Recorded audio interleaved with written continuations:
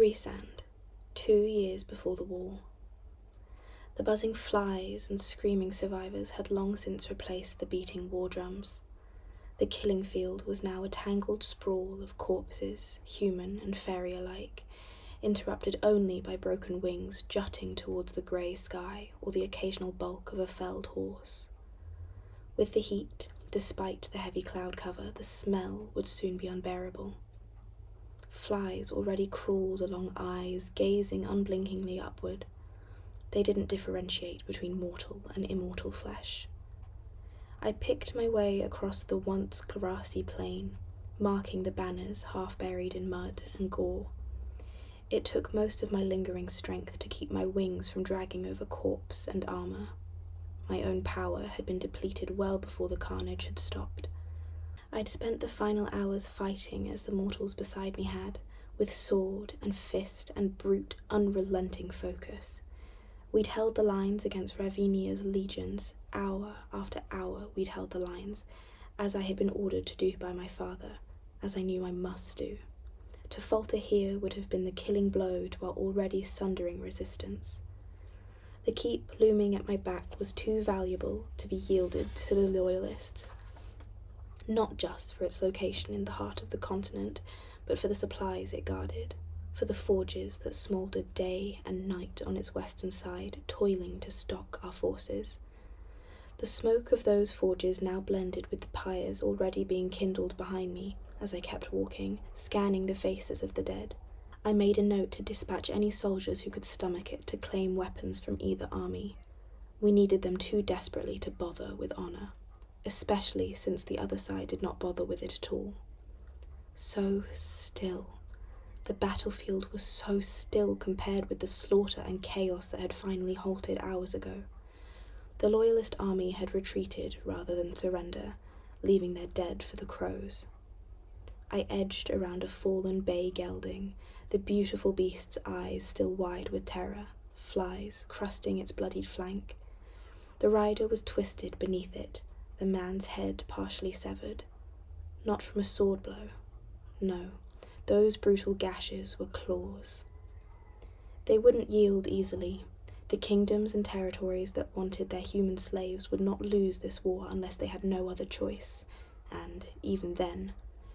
We learned the hard way very early on that they had no regard for the ancient rules and rites of battle, and for the fey territories that fought beside mortal warriors, we were to be stomped out like vermin. I waved away a fly that buzzed in my ear, my hand caked with blood, both my own and foreign. I'd always thought death would be some sort of peaceful homecoming, a sweet, sad lullaby to usher me into whatever waited afterward. I crunched down with an armoured boot on the flagpole of a loyalist standard-bearer, smearing red mud across the tusked boar embroidered on its emerald flag. I now wondered if the lullaby of death was not a lovely song, but the droning of flies, if flies and maggots were all death's handmaidens. The battlefield stretched towards the horizon in every direction save the keep at my back. 3 days we had held them off. 3 days we had fought and died here. But we'd held the lines. Again and again I'd rally human and fairy, had refused to let the royalists break through, even when they'd hammered our vulnerable right flank with fresh troops on the second day. I'd used my power until it was nothing but smoke in my veins, and then I'd used my Illyrian training until swinging my shield and sword was all I knew, all I could manage against the hordes. A half-shredded Illyrian wing jutted from a cluster of high-fae corpses, as if it had taken all 6 of them to bring the warrior down, as if he'd taken them all out with him. My heartbeat pounded through my battered body as I hauled away the piled corpses. Reinforcements had arrived at dawn on the 3rd and final day, sent by my father after my plea for aid. I had been too lost in battle rage to note who they were beyond an Illyrian unit, especially when so many had been wielding siphons. But in the hours since they'd saved our asses and turned the tide of the battle, I had not spotted either of my brothers amongst the living. Did not know if Cassian or Asriel had even fought on the plain. The latter was unlikely, as my father kept him close for spying, but Cassian could have been reassigned. I wouldn't have put it past my father to shift Cassian to a unit most likely to be slaughtered, as this one had been, barely half limping off the battlefield earlier. My aching, bloodied fingers dug into dented armour and clammy, stiff flesh as I heaved away the last of the high Fae corpses piled atop the fallen Illyrian soldier. The dark hair, the golden brown skin, the same as Cassian's. But it was not Cassian's death-grey face that gaped at the sky. My breath whooshed from me, my lungs still raw from roaring, my lips dry and chapped. I needed water, badly. But nearby another set of Illyrian wings poked up from the piled dead. I stumbled and lurched toward it, letting my mind drift someplace dark and quiet, while I righted the twisted neck to peer at the face beneath the simple helm. Not him. I picked my way through the corpses to another Illyrian, then another, and another. Some I knew, some I didn't. Still, the killing field stretched onward under the sky, mile after mile, a kingdom of the rotting dead, and still I looked. Part 1. Princess of Carrion. Chapter 1. Feyre. The painting was a lie. A bright, pretty lie bursting with pale pink blooms and fat beams of sunshine. I'd begun it yesterday, an idle study of the rose garden lurking beyond the open windows of the studio. Through the tangle of thorns and satiny leaves, the brighter green of the hills rolled away into the distance. Incessant, unrelenting spring. If I'd painted this glimpse into the court the way my gut had urged me, it would have been flesh-shredding thorns, flowers that choked off the sunlight for any plant smaller than them, and rolling hills stained red. But each brushstroke on the wide canvas was calculated, each dab and swirl of blending colours meant to portray not just idyllic spring, but a sunny disposition as well. Not too happy, but gladly, finally healing from horrors I carefully divulged. I suppose that in the past week I had crafted my demeanour as intricately as one of these paintings. I supposed that if I had also chosen to show myself as I truly wished, I would have been adorned with flesh-shredding talons and hands that choked the life out of those now in my company. I would have left the gilded hall stained red. But not yet. Not yet, I told myself with every brushstroke, with every move I'd made these last weeks. Swift revenge helped no one, and nothing but my own roiling rage. Even if every time I spoke to them, I heard Elaine sobbing as she was forced into the cauldron. Even if every time I looked at them, I saw Nesta fling that finger at the King of Highburn in a death promise. Even if every time I scented them, my nostrils were again full of the tang of Cassian's blood as it pooled on the dark stones of that bone castle. The paintbrush snapped between my fingers. I'd cleaved it in two, the pale handle damaged beyond repair. Cursing under my breath, I glanced to the windows, the doors. This place was too full of watching eyes to risk throwing it in the rubbish bin. I cast my mind around me like a net, trawling for any others near enough to witness, to be spying. I found none. I held my hands before me, one half of the brush in each palm. For a moment, I let myself see past the glamour that concealed the tattoo on my right hand and forearm, the markings of my true heart, my true title, High Lady of the Night Court. Half a thought had the broken paintbrush going up in flames. The fire did not burn me, even as it devoured wood and brush and paint. When it was nothing but smoke and ash, I invited in a wind that swept them from my palms and out the open windows. For good measure, I summoned a breeze from the garden to snake through the room, wiping away any lingering tendril of smoke, filling it with the musty, suffocating smell of roses. Perhaps when my task here was done, I'd burn this man to the ground too, starting with those roses. 2 approaching presences tapped against the back of my mind, and I snatched up another brush, dipping it in the closest swirl of paint, and lowered the invisible, dark snares I'd erected around this room to alert me of any visitors. I was working on the way the sunlight illuminated the delicate veins in a rose petal, trying not to think of how I'd once seen it do the same to Illyrian wings when the doors opened. I made a good show of appearing lost in my work, hunching my shoulders a bit, angling my head, and made an even better show of slowly looking over my shoulder, as if the struggle to part myself from the painting was a true effort. But the battle was the smile I forced to my mouth, to my eyes, the real tell of a smile's genuine nature.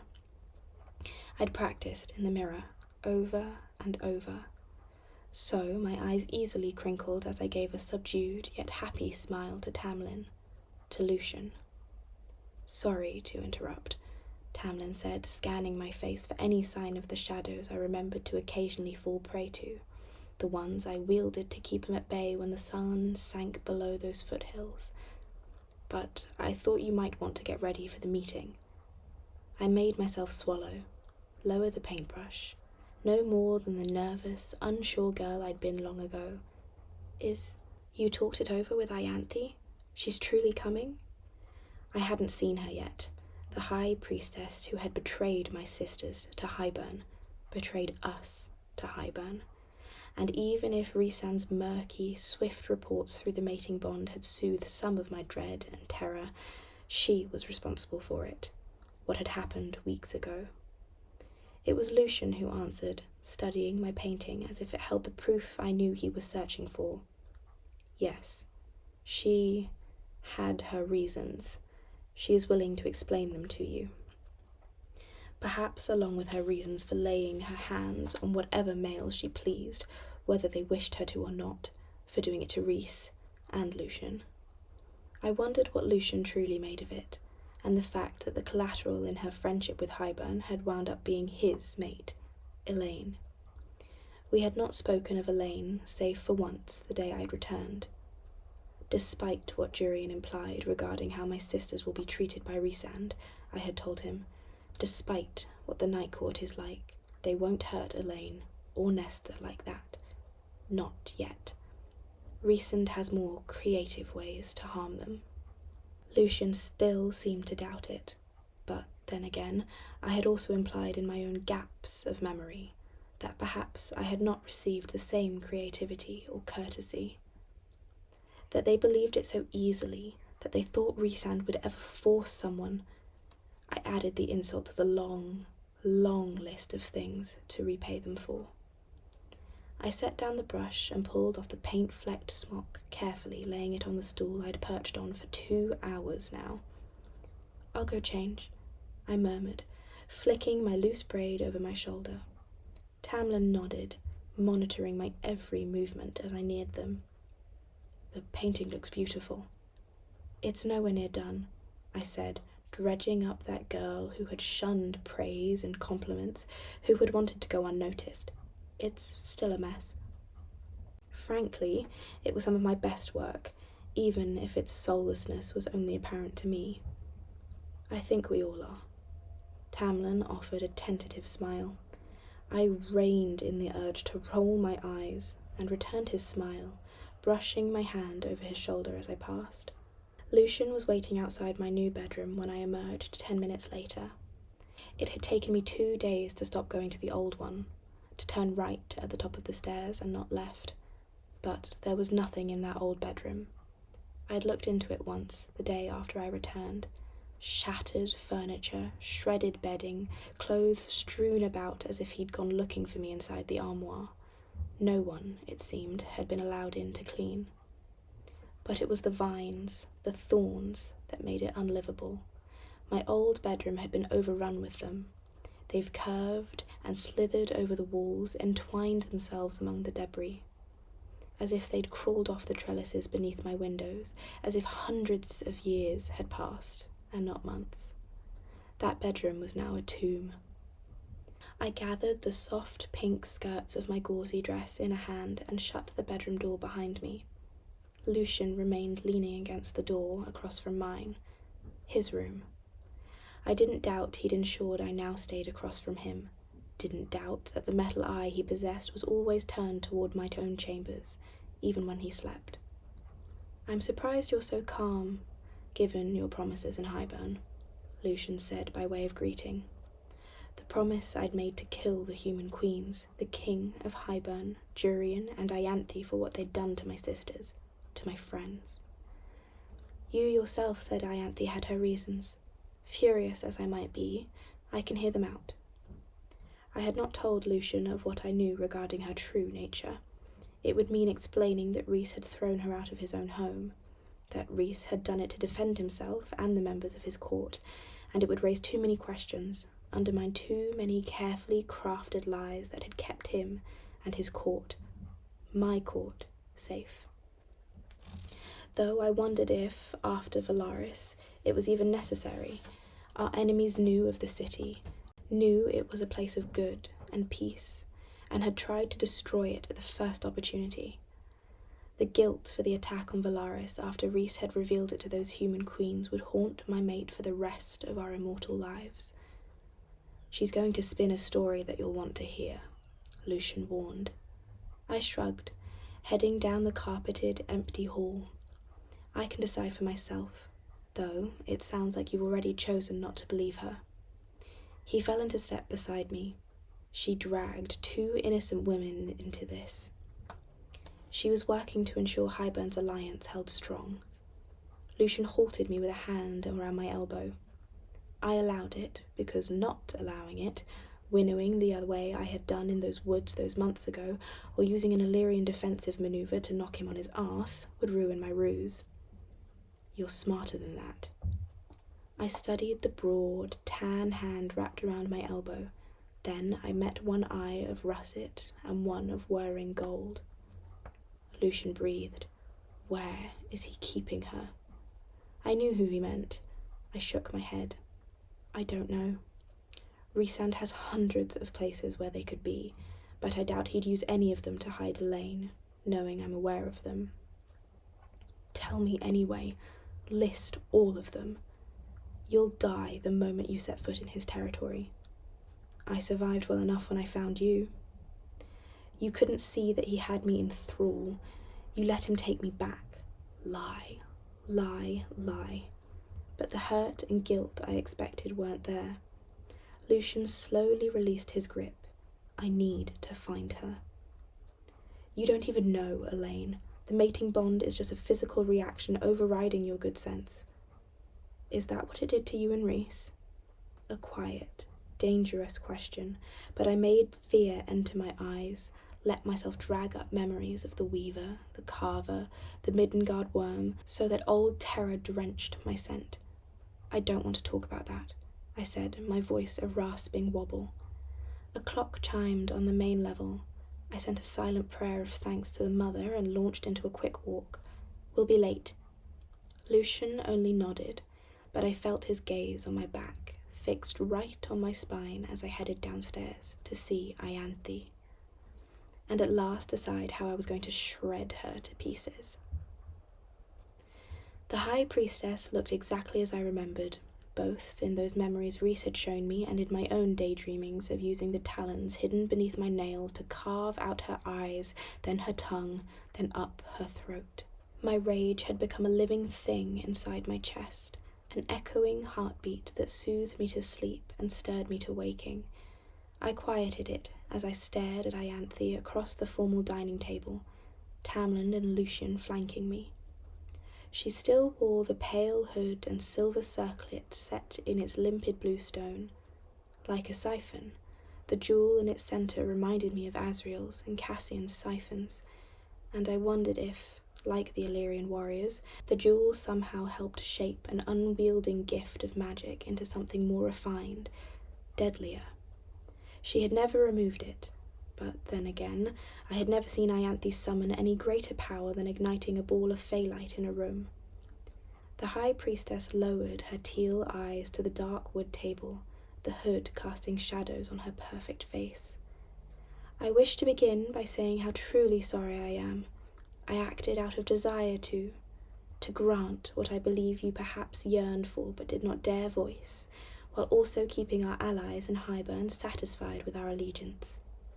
Pretty, poisoned lies, but finding her true motive, I'd been waiting these weeks for this meeting. Had spent these weeks pretending to convalesce, pretending to heal from the horrors I'd survived at Raysan's hands. Why would I ever wish for my sisters to endure that? My voice came out trembling, cold. Ianthe lifted her head, scanning my unsure, if not a bit aloof, face. So you could be with them forever. And if Lucian had discovered that Elaine was his mate beforehand, it would have been devastating to realise he'd only have a few decades. The sound of Elaine's name on her lips sent a snarl rumbling up my throat, but I leashed it, falling into that mask of pained quiet, the newest in my arsenal. Lucian answered, "If you expect our gratitude, you'll be waiting a while, Ianthe." Tamlin shot him a warning look, both at the words and the tone. Perhaps Lucian would kill Ianthe before I had the chance, just for the horror he'd put his mate through that day. "No," breathed Ianthe, eyes wide, the perfect picture of remorse and guilt. "No, I don't expect gratitude in the least, or forgiveness, but understanding. This is my home too." She lifted a slender hand clad in silver rings and bracelets to encompass the room, the manor. "We have all had to make alliances we didn't believe we'd ever forge. Perhaps unsavory ones, yes, but Hybern's force is too great to stop. It now can only be weathered like any other storm." A glance towards Tamlin. "We have worked so hard to prepare ourselves for Hybern's inevitable arrival all these months. I made a grave mistake, and I will always regret any pain I caused. But let us continue this good work together. Let us find a way to ensure our lands and people survive." "At the cost of how many others?" Lucian demanded. Again, that warning look from Tamlin, but Lucian ignored him. "What I saw in Hybern," Lucian said, gripping the arms of his chair hard enough that the carved wood groaned. "Any promises he made of peace and immunity." He halted, as if remembering that Ianthe might very well feed this back to the king. He loosened his grip on the chair, his long fingers flexing before settling on the arms again. "We have to be careful." "We will be," Tamlin promised, "but we've already agreed to certain conditions, sacrifices. If we break apart now, even with Hybern as our ally, we have to present a solid front, together." He still trusted her, still thought that Ianthe had merely made a bad call, had no idea what lurked beneath the beauty, the clothes, and the pious incantations. But then again, that same blindness kept him from realizing what prowled beneath my skin as well. Ianthe bowed her head again. "I will endeavour to be worthy of my friends." Lucian seemed to be trying very, very hard not to roll his eyes, but Tamlin said, "We'll all try." That was his new favourite word, try. I only swallowed, making sure he heard it, and nodded slowly, keeping my eyes on Ianthe. "Don't ever do anything like that again." A fool's command, one she'd expected me to make from the quickness with which she nodded. Lucian leaned back in his seat, refusing to say anything else. "Lucian is right, though," I blurted, the portrait of concern. "What of the people in this court during this conflict?" I frowned at Tamlin. "They were brutalized by Amarantha. I'm not sure how well they will endure living beside Hybern. They have suffered enough."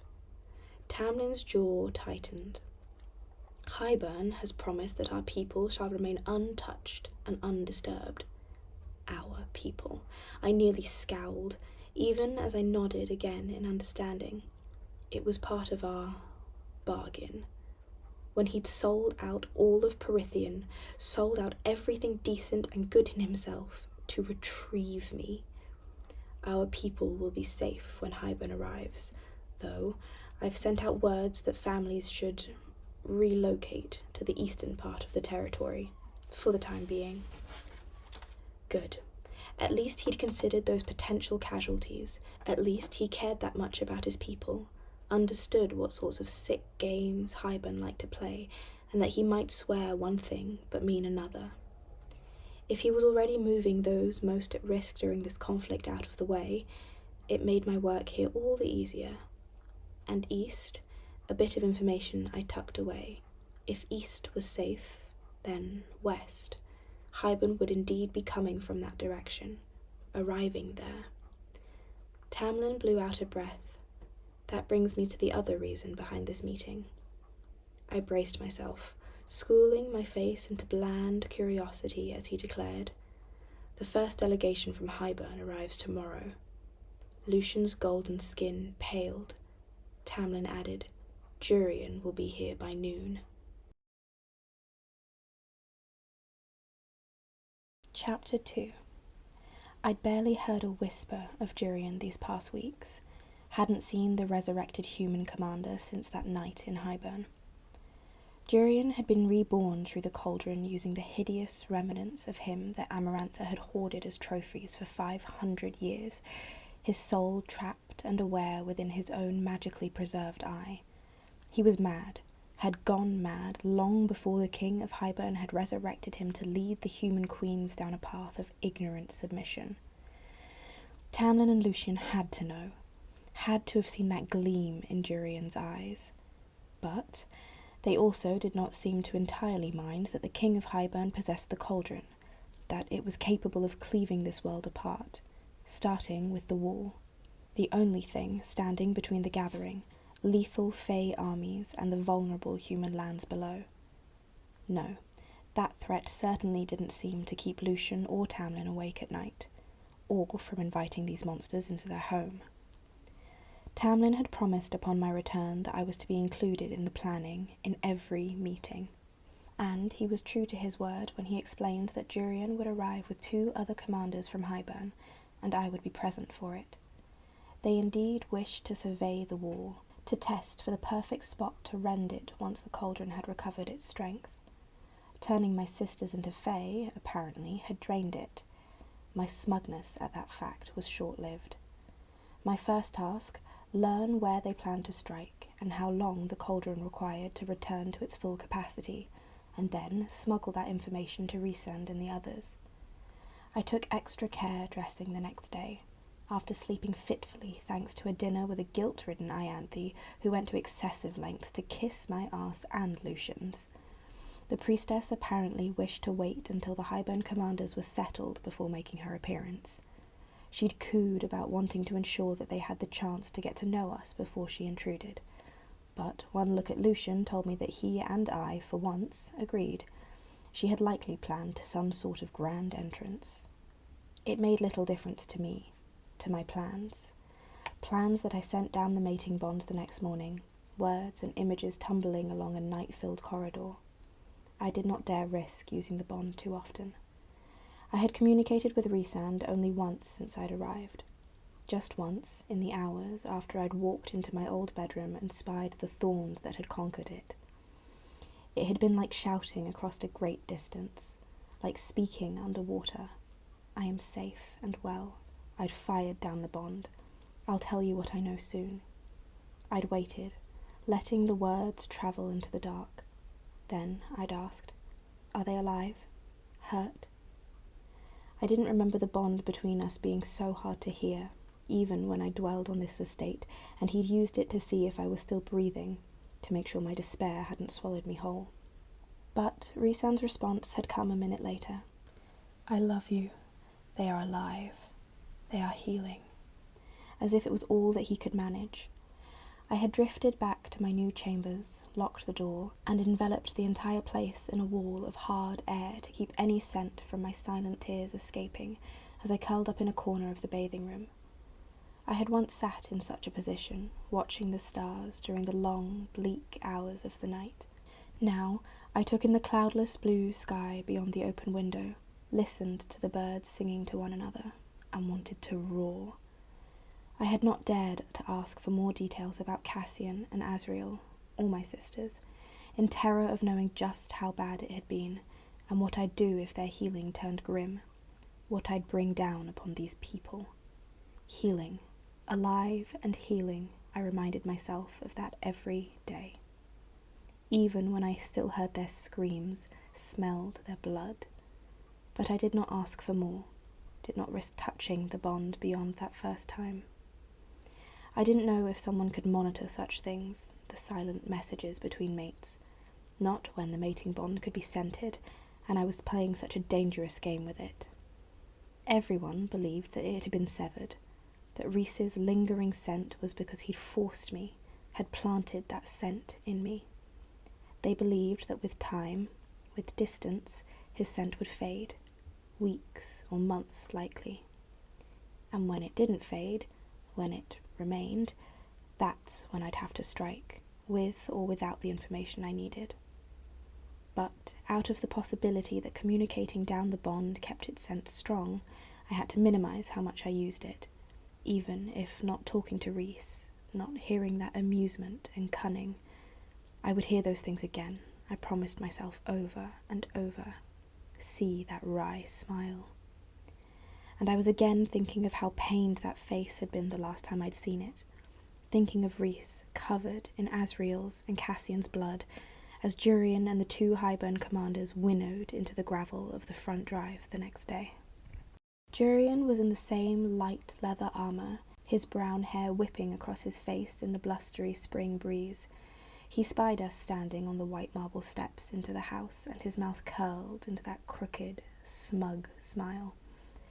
I willed ice into my veins, the coldness from a court I had never set foot in. But I wielded its master's gift on myself, turning burning rage into frozen calm as Jurian swaggered towards us, a hand on the hilt of his sword. But it was the two commanders, one male, one female, that had a sliver of true fear sliding into my heart. High fae in appearance, their skin the same ruddy hue and hair the identical inky black as their king, but it was their vacant, unfeeling faces that snagged the eye, a lack of emotion honed from millennia of cruelty. Tamlin and Lucian had gone rigid by the time Jurian halted at the foot of the sweeping front stairs. The human commander smirked. "You're looking better than the last time I saw you." I dragged my eyes to his and said nothing. Jurian snorted and gestured the two commanders forward. "May I present their highnesses, Prince Dagdan and Princess Branna, nephew and niece to the King of Highburn, twins, perhaps linked in power and mental bonds as well." Tamlin seemed to remember that these were now his allies and marched down the stairs. Lucian followed. He'd sold us out. Sold out Perithian for me, to get me back. Smoke curled in my mouth. I willed frost to fill it again. Tamlin inclined his head to the prince and princess. "Welcome to my home. We have rooms prepared for all of you." "My brother and I shall reside in one together," the princess said. Her voice was deceptively light, almost girlish. The utter lack of feeling, the utter authority, was anything but. I could practically feel the snide remark simmering in Lucian, but I stepped down the stairs and said, ever the lady of the house that these people, that Tamlin, had once expected me to gladly embrace, "We can easily make adjustments." Lucian's metal eye whirred and narrowed on me, but I kept my face impassive as I curtsied to them, to my enemy. Which of my friends would face them on the battlefield? Would Cassian and Asriel have even healed enough to fight, let alone lift a sword? I did not allow myself to dwell on it, on how Cassian had screamed as his wings had been shredded. Princess Branna surveyed me, the rose-coloured dress, the hair that Alice had curled and braided over the top of my head in a coronet, the pale pink pearls in my ears. A harmless, lovely package, perfect for a High Lord to mount whenever he wished. Branna's lips curled as she glanced at her brother. The prince deemed the same thing, judging by his answering sneer. Tamlin snarled softly in warning. "If you're done staring at her, perhaps we can move on to the business between us." Jurian let out a low chuckle and strode up the stairs without being given leave to do so. "They're curious." Lucian stiffened at the impudence of the gesture, the words. It's not every century that the contested possession of a female launches a war, especially a female with such talents. I only turned on a heel and stalked up the steps after him. "Perhaps if you'd bothered going to war over Miriam, she wouldn't have left you for Prince Dracone." A ripple seemed to go through Jurian. Tamlin and Lucian tensed at my back, torn between monitoring our exchange and escorting the two Highborn royals into the house. Upon my own explanation that Asriel and his network of spies were well trained, we'd cleared any unnecessary servants, wary of spying ears and eyes. Only the most trusted among them remained. Of course, I'd forgotten to mention that I knew Asriel had pulled his spies weeks ago, the information not worth the cost of their lives, or that it served my own purposes to have fewer people watching me. Jurian halted at the top of the stairs, his face a mask of cruel death as I took the last steps to him. "Careful what you say, girl." I smiled, breezing past. "Or what? You'll throw me in the cauldron?" I strode between the front doors, edging around the table in the heart of the entry hall, its towering vase of flowers arching to meet the crystal chandelier. Right there, just a few feet away, I had crumpled into a ball of terror and despair all those months ago. Right there, in the centre of the foyer, Moore had picked me up and carried me out of this house into freedom. "Here's the first rule of this visit," I said to Jurian over my shoulder as I headed for the dining room where lunch awaited. "Don't threaten me in my own home." The posturing, I knew a moment later, had worked. Not on Jurian, who glowered as he claimed a seat at the table, but on Tamlin, who brushed a knuckle over my cheek as he passed by, unaware of how carefully I'd chosen the words, how I had baited Jurian to serve up the opportunity on a platter. That was my first step. Make Tamlin believe, truly believe, that I loved him, and this place, and everyone in it, so that he would not suspect when I turned them on each other. Prince Dagdan yielded to his twin's every wish and order, as if he were the blade she wielded to slice through the world. He poured her drinks, sniffing them first. He selected the finest cuts of meat from the platters and neatly arranged them on her plate. He always let her answer, and never so much as looked at her with doubt in his eyes. One soul in two bodies, and from the way they glanced to each other in wordless exchanges, I wonder if they were perhaps like me, Daimati. My mental shields had been a wall of black adamant since arriving, but as we dined, beats of silence going on longer than conversation, I found myself checking them over and over. "We will set out for the wall tomorrow," Branna was saying to Tamlin, more of an order than a request. "Jurian will accompany us. We require the use of sentries who know where the holes are to be located." The thought of them so close to the human lands. But my sisters were not there. No, my sisters were somewhere in the vast territory of my own court, protected by my friends. Even if my father would return home from his business dealings on the continent in a matter of a month or two, I had still not figured out how I'd tell him. "Lucian and I can escort you," I offered. Tamlin whipped his head to me. I waited for the refusal, the shutdown. But it seemed the High Lord had indeed learned his lesson, was indeed willing to try, as he merely gestured to Lucian. "My emissary knows the wall as well as any sentry." "You are letting them do this. You are rationally allowing them to bring down that wall and prey upon the humans on the other side." The words tangled and hissed in my mouth. But I made myself give Tamlin a slow, if not slightly displeased, nod. He knew I'd never be happy about it, The girl he believed had been returned to him would always seek to protect her mortal homeland. Yet he thought I'd stomach it for him, for us. That Highburn wouldn't feast on the humans once that wall came down, that we'd merely absorb them into our territory. "We'll leave after breakfast," I told the princess, and added to Tamlin, "with a few sentries as well." His shoulders loosened at that. I wondered if he'd heard how I defended Valaris, that I had protected the rainbow against a legion of beasts like the Ator, that I'd slaughtered the Ator, brutally, cruelly, for what it had done to me and mine. Jurian surveyed Lucian with a warrior's frankness. I always wondered who made that eye after she carved it out. We did not speak of Amarantha here. We had never allowed her presence in this house, and it had stifled me for those months I'd lived here after Under the Mountain, killed me day by day to shove those fears and pain deep down. For a heartbeat, I weighed who I had been with who I was now supposed to be, slowly healing, emerging back into the girl Tamlin had fed and sheltered and loved before Amarantha had snapped my neck after 3 months of torture.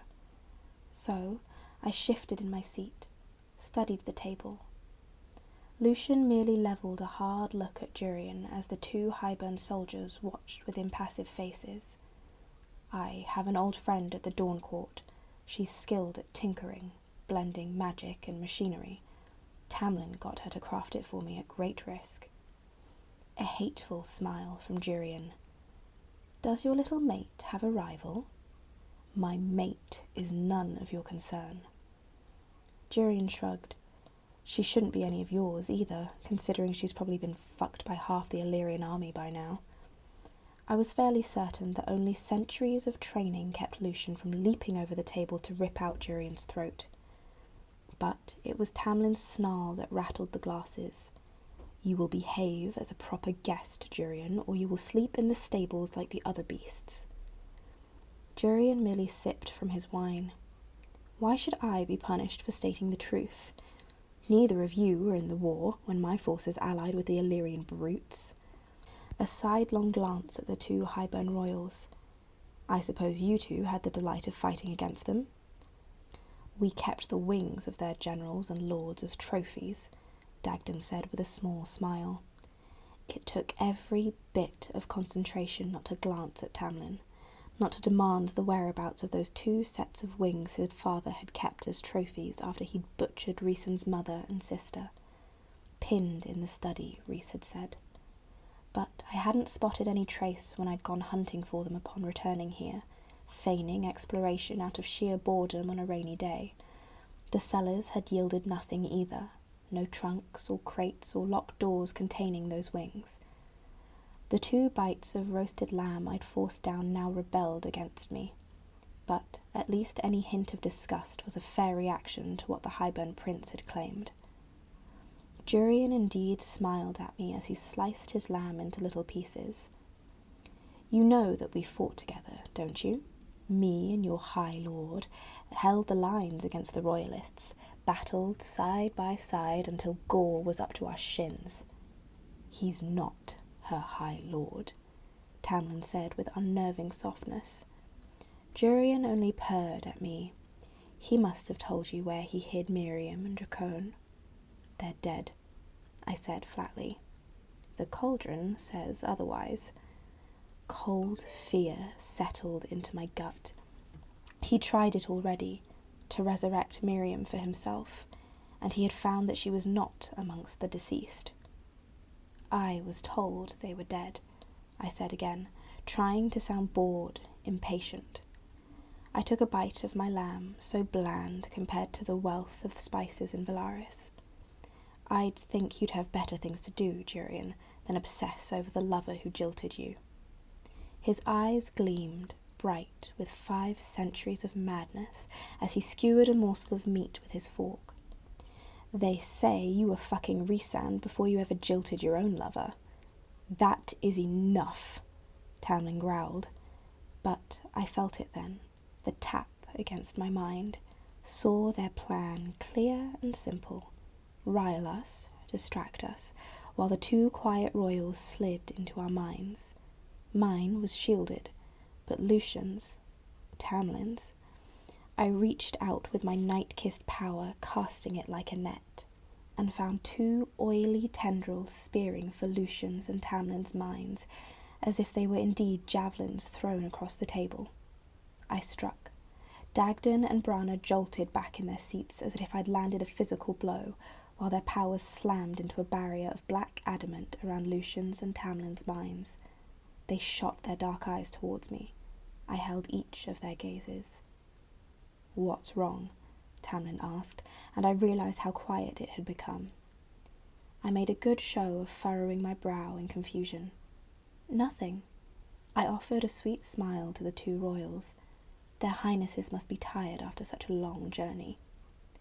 And for good measure, I lunged for their own minds, finding a wall of white bone. They flinched as I dragged black talons down their mental shields, gouging deep. The warning blow cost me, a low, pulsing headache forming around my temples. But I merely dug back into my food, ignoring Jurian's wink. No one spoke for the rest of the meal. Chapter 3. The spring woods fell silent as we rode between the budding trees, birds and small furred beast having darted for cover long before we passed. Not from me, or Lucian, or the 3 sentries trailing a respectful distance behind, but from Jurian and the 2 Hyban commanders who rode in the centre of our party, as if they were as awful as the Bogue and the Naga. We reached the wall without incident, or Jurian trying to bait us into distraction. I'd been awake most of the night, casting my awareness through the manor, hunting for any sign that Dagden and Brana were working their Daimati influence on anyone else. Mercifully, the curse-breaking ability I'd inherited from Helion Spellcleaver, High Lord of the Day Court, had detected no tangles, no spells, save for the wards around the house itself, protecting anyone from winnowing in or out. Tamlin had been tense at breakfast, but had not asked me to remain behind. I'd even gone so far as to test him by asking him what was wrong, to which he'd only replied that he had a headache. Lucian had just patted him on the shoulder and promised to look after me. I'd nearly laughed at the words, but laughter was now far from my lips as the wall pulsed and throbbed, a heavy, hideous presence that loomed from half a mile away. Up close, though, even our horses were skittish, tossing their heads and stomping their hooves on the mossy earth as we tied them to the low-hanging branches of blooming dogwoods. "The gap in the wall is right up there," Lucian was saying, sounding about as thrilled as me to be in such company. Stomping over the fallen pink blossoms, Dagden and Brana slipped into step behind him, Jurian slithering off to survey the terrain, the sentries remaining with our mounts. I followed Lucian and the royals, keeping a casual distance behind. I knew my elegant, fine clothes weren't fooling the prince and princess into forgetting that a fellow Daimati now walked at their backs. But I'd still carefully selected the embroidered sapphire jacket and brown pants, adorned only with the jewelled knife and the belt that Lucian had once gifted me, a lifetime ago. "Who cleaved the wall here?" Brana asked, surveying the hole that we could not see. No, the wall itself was utterly invisible, but rather felt, as if the air had been sucked from one spot. "We don't know," Lucian replied, the dappled sunlight glinting along the gold thread adorning his fawn-brown jacket as he crossed his arms. "Some of the holes just appeared over the centuries. This one is barely wide enough for one person to get through."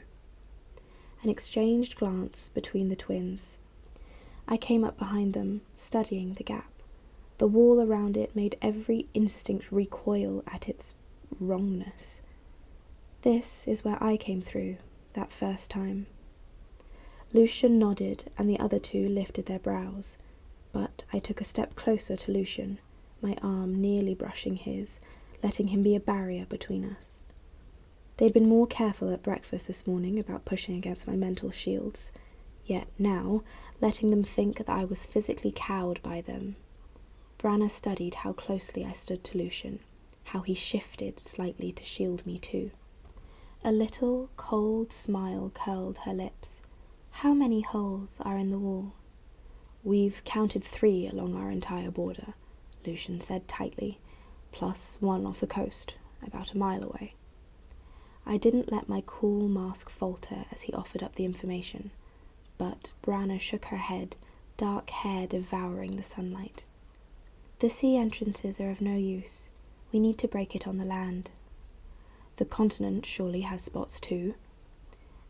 Their queens have an even weaker grasp of their people than you do, Dagden said. I plucked up that gem of information, studied it.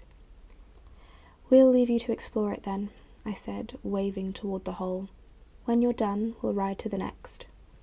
It's 2 days from here, Lucian countered.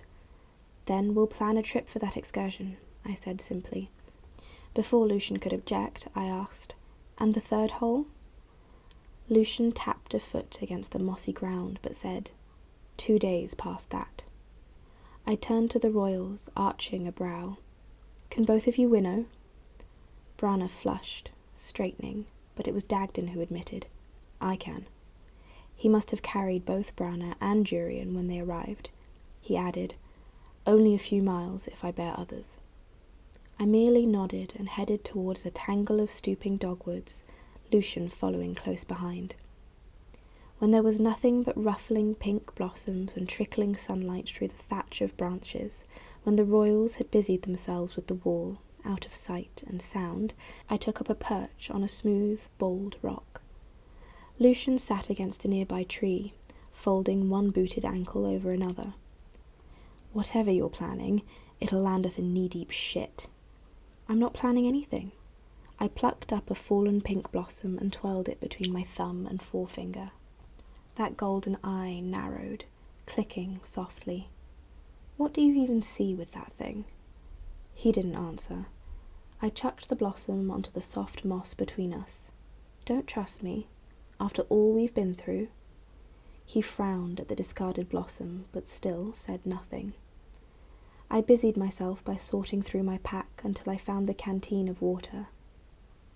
If you'd been alive for the war, I asked him, taking a swig, would you have fought on their side, or fought for the humans? I would have been a part of the Human-Fae Alliance. Even if your father wasn't, especially if my father wasn't. But Bayron had been part of that alliance, if I'd correctly recalled my lessons with Rhys all those months ago. And yet, here you are, ready to march with Highburn. I did it for you too, you know. Cold, hard words. I went with him to get you back. I never realized what a powerful motivator guilt can be. That day you went away, he said, struggling to avoid that other word, left. I beat Tamlin back to the manor, received the message when we were out on the border, and raced here. But the only trace of you was that ring, melted between the stones of the parlour. I got rid of it a moment before Tam arrived to see it. A probing, careful statement of the facts that pointed not towards abduction. They melted it off my finger. I lied. His throat bobbed, but he just shook his head, the sunlight leaking through the forest canopy, setting the ember red of his hair flickering.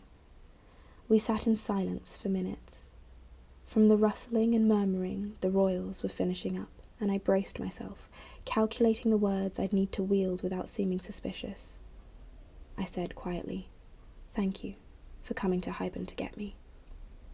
He pulled at the moss beside him, jaw tight. It was a trap. What I thought we were there to do. It did not turn out that way.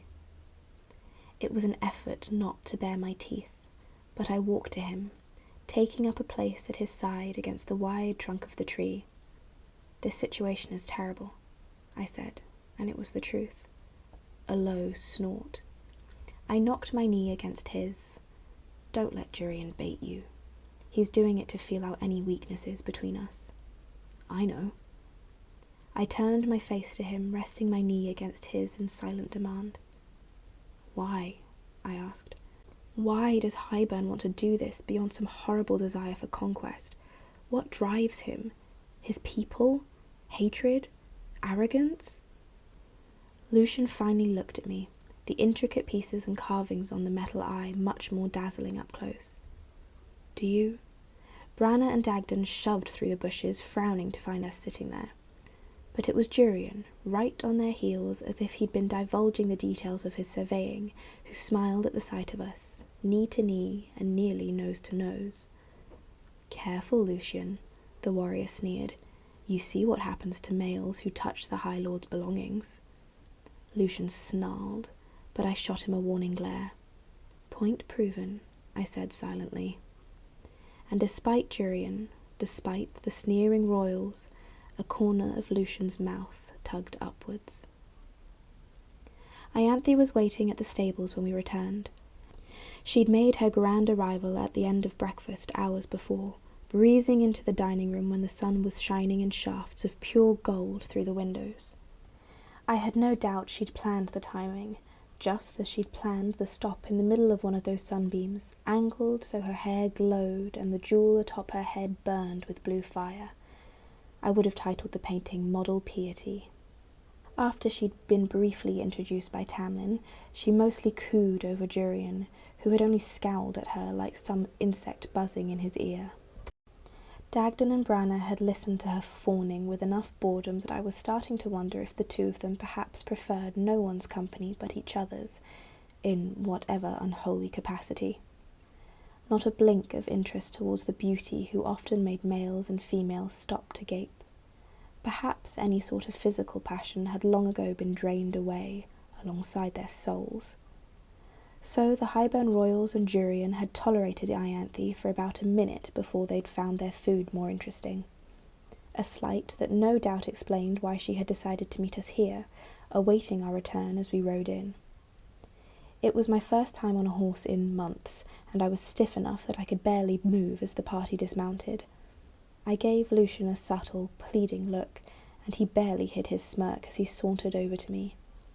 Our dispersing party watched as he braced my waist with his broad hands and easily hefted me off the horse, none more closely than Ianthe.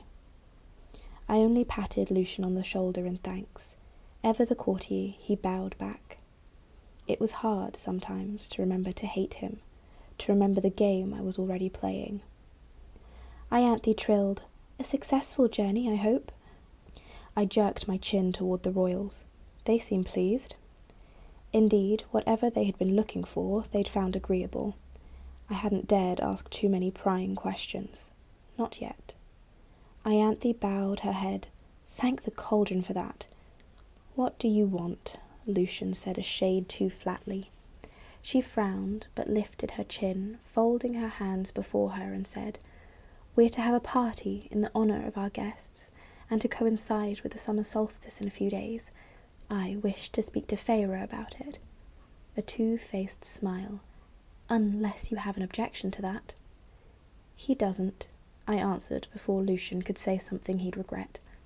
"Give me an hour to eat and change, and I'll meet you in the study." Perhaps a tinge more assertive than I'd once been, but she nodded all the same. I linked my elbow with Lucian's and steered him away. "See you soon," I told her, and felt her gaze on us as we walked from the dim stables and into the bright midday light. His body was taut, near trembling. "What happened between you?" I hissed when we were lost among the hedges and the gravel paths of the garden. "It's not worth repeating." "When I was taken," I ventured, almost stumbling on the word, almost saying left. "Did she and Tamlin—" I was not faking the twisting low in my gut. "No," he said hoarsely. "No. When Callan May came along, he refused. He flat out refused to participate. I replaced him in the right, but I'd forgotten. Forgotten about Callan May and the right. I did a mental tally of the days. No wonder I'd forgotten. I'd been in that cabin in the mountains, with Rhys buried in me. Perhaps we'd generated our own magic that night. But, Lucian, you took Ianthe into the cave on Callan May?" He wouldn't meet my gaze. She insisted. Tamlin was... Things were bad, Feyre. I went in his stead, and I did my duty to the court. I went of my own free will, and we completed the rite. No wonder she'd backed off him. She'd gotten what she wanted. Please don't tell Elaine, he said. When we find her again, he amended. He might have completed the great rite with Ianthe of his own free will, but he certainly hadn't enjoyed it. Some line had been blurred, badly, and my heart shifted a bit in my chest as I said to him with no guile whatsoever, I won't tell anyone unless you say so. The weight of that jewelled knife and belt seemed to grow. I wish I had been there to stop it. I should have been there to stop it. I meant every word. Lucian squeezed our linked arms as we rounded a hedge, the house rising up before us.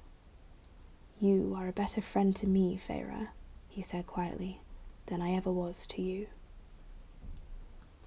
Alice frowned at the 2 dresses hanging from the armoire door, her long brown fingers smoothing over the chiffon and silk. I don't know if the waist can be taken out, she said, without peering back at where I sat on the edge of the bed. We took so much in that there's not much fabric left to play with. You might very well need to order new ones. She faced me then, running an eye over my robed body. I knew what she saw, what lies and poisoned smiles couldn't hide. I had become a wraith thin while living here after Amarantha. Yet, for all Rhys had done to harm me, I'd gained back the weight I'd lost, put on muscle, and discarded the sickly pallor in favour of sun-kissed skin. For a woman who had been tortured and tormented for months, I looked remarkably well. Our eyes held across the room, the silence hewn only by the humming of the few remaining servants in the hallway, busy with preparations for the solstice tomorrow morning. I'd spent the past 2 days playing the pretty pet, allowed into meetings with the Highburn royals mostly because I remained quiet.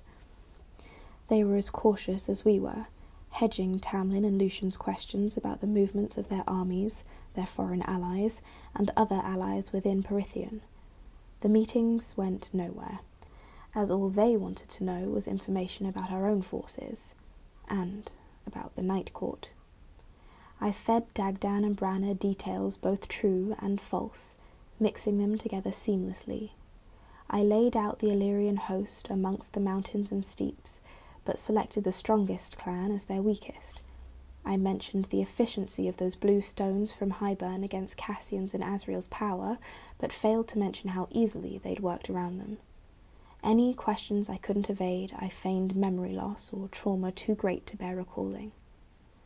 But for all my lying and manoeuvring, the royals were too guarded to reveal much of their own information. And for all my careful expressions, Alice seemed the only one who noted the tiny tells that even I couldn't control. "Do you think there are any gowns that will fit for solstice?" I said casually as her silence continued. "The pink and green ones fit, but I've worn them thrice already." "You never cared for such things," Alice said, clicking her tongue. "Am I not allowed to change my mind?" Those dark eyes narrowed slightly, but Alice yanked open the armoire doors, the dresses swaying within it, and rifled through its dark interior. "You could wear this." She held up an outfit, a set of turquoise night court clothes, cut so similarly to Amren's preferred fashion, dangled from her spindly fingers. My heart lurched. Why... Words stumbled out of me, bulky and slippery, and I silenced myself with a sharp yank on my inner leash. I straightened. "I have never known you to be cruel, Alice." A snort. She chucked the clothes back into the armoire. Tamlin shredded the 2 other sets, missed this one because it was in the wrong drawer. I wove a mental thread into the hallway to ensure no one was listening. He was upset. I wished he destroyed that pair too. "I was there that day, you know," Alice said, folding her spindly arms across her chest. "I saw the Morrigan arrive, saw her reach into that cocoon of power and pick you up like a child. I begged her to take you out. My swallow wasn't feigned. I never told him that. never told any of them. I let them think you'd been abducted. But you clung to her, and she was willing to slaughter all of us for what happened. I don't know why you'd assume that. I tugged the edges of my silk robe tighter around me. Servants talk, and under the mountain I never heard of or saw Rhysand lay a hand on a servant. Guards, Amarantha's cronies, the people he was ordered to kill, yes, but never the meek, never those unable to defend themselves. He's a monster. They say that you came back different, came back wrong. A crow's laugh. I never bother to tell them that I think you came back right at last. A precipice yawned open before me. Lines. There were lines here, and my survival and that of Perithian depended on navigating them. I rose from the bed, hands shaking slightly. But then Alice said, "My cousin works in the palace at Adriata." Summer Court. Alice had originally been from the Summer Court and had fled here with her 2 nephews after her sister had been brutally murdered during Amarantha's reign. Servants in that palace are not meant to be seen or heard, but they see and hear plenty when no one believes them present. She was my friend. She had helped me at great risk under the mountain, had stood by me in the months after, but if she jeopardized everything. She said you visited, and that you were healthy and laughing and happy. It was a lie. He made me act that way. The wobble in my voice didn't take much to summon. A knowing, crooked smile. If you say so. I do say so. Alice pulled out a dress of creamy white. You never got to wear this one. I had it ordered for after your wedding day. It wasn't exactly bride-like, but rather pure, clean, the kind of gown I'd have resented when I returned from under the mountain, desperate to avoid any comparison to my ruined soul. But now, I held Alice's stare and wondered which of my plans she'd deciphered. Alice whispered, "I will only say this once. Whatever you plan to do, I beg you leave my boys out of it. Take whatever retribution you desire, but please spare them." "I would never," I almost began, but I only shook my head, knotting my brows, utterly confused and distressed. All I want is to settle back into life here, to heal. Heal the land of the corruption and darkness spreading across it. Alice seemed to understand it too. She set the dress on the armoire door, airing out the loose, shining skirts. "Wear this on solstice," she said quietly. So I did.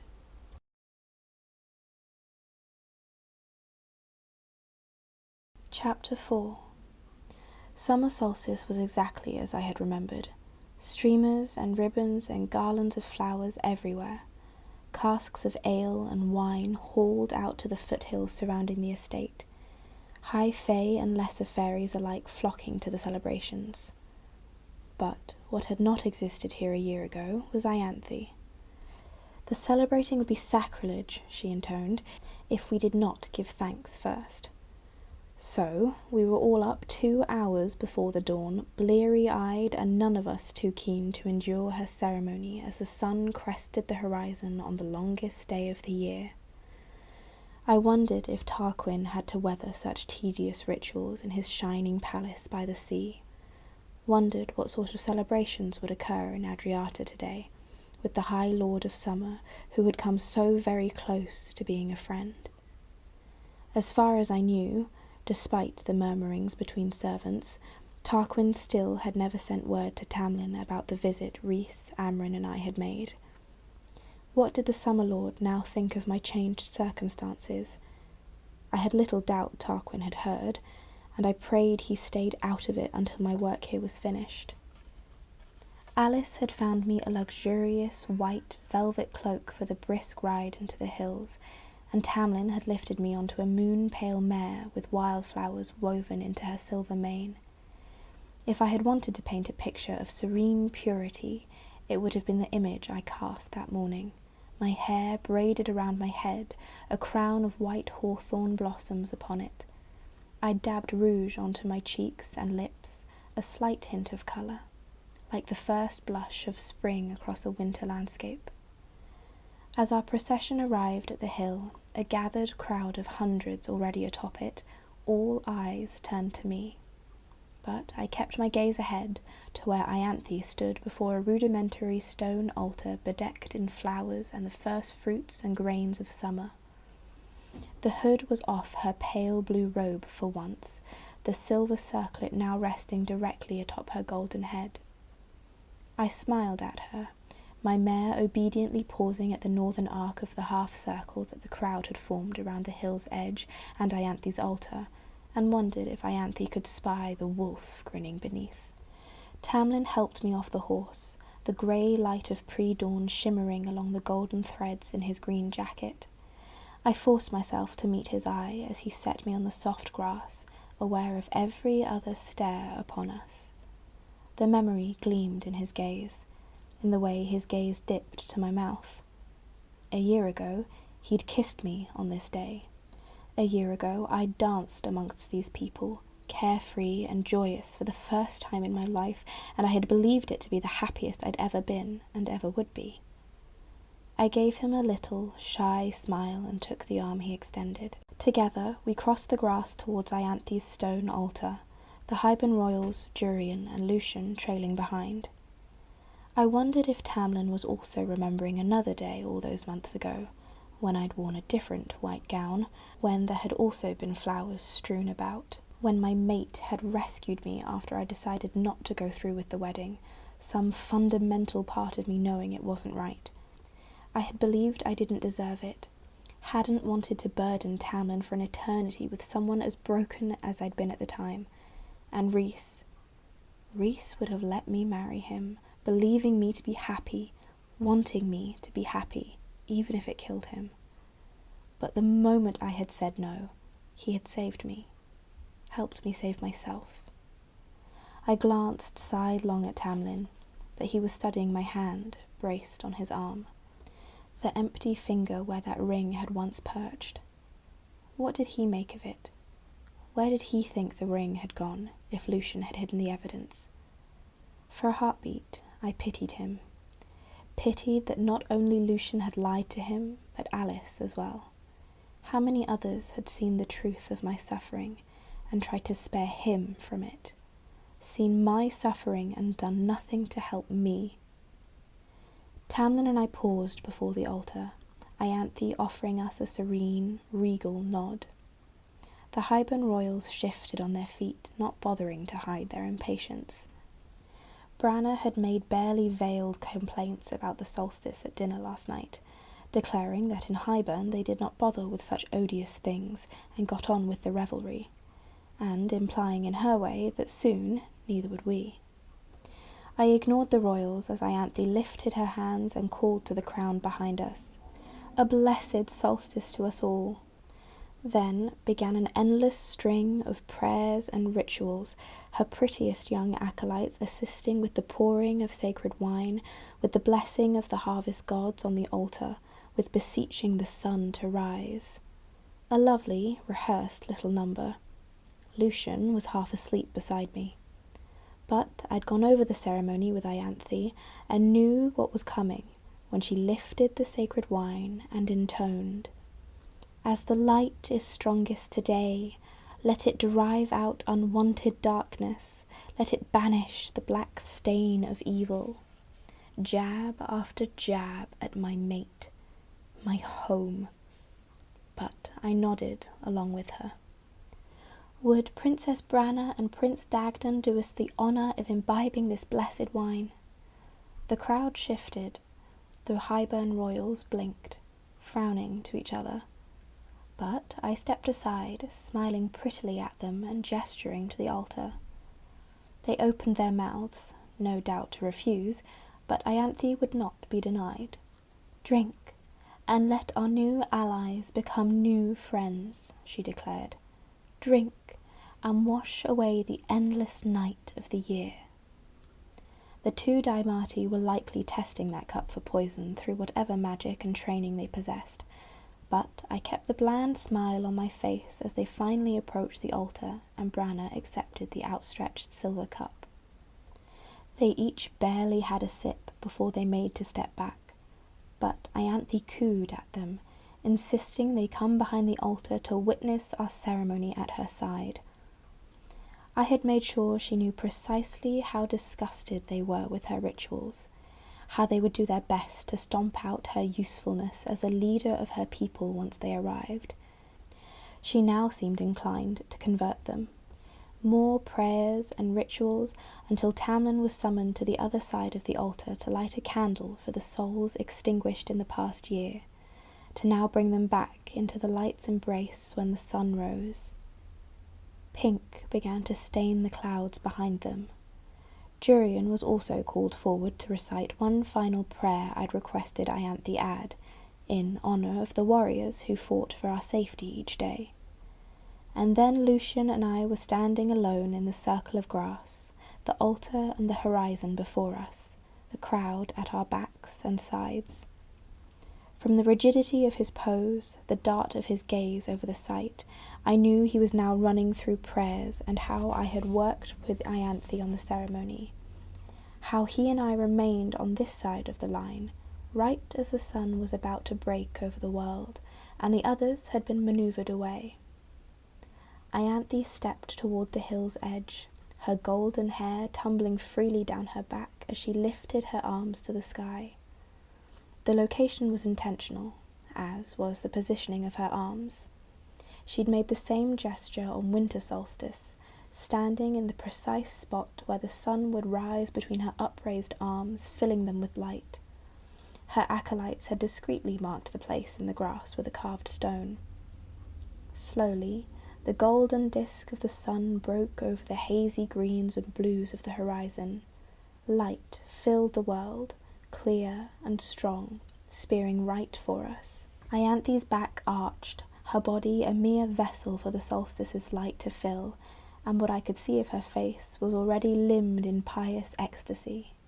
The sun rose, a held, gilded note echoing through the land.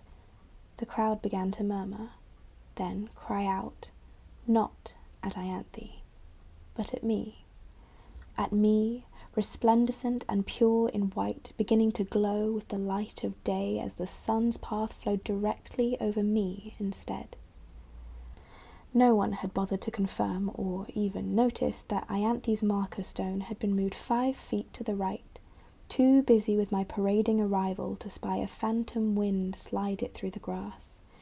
It took Ianthe longer than anyone else to notice, to turn and see that the sun's power was not filling her, blessing her.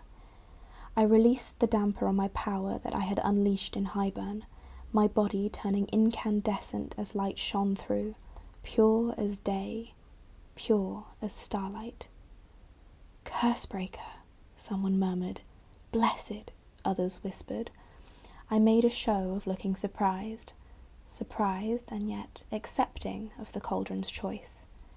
Tamlin's face was taut with shock, the Highburn royals nothing short of baffled.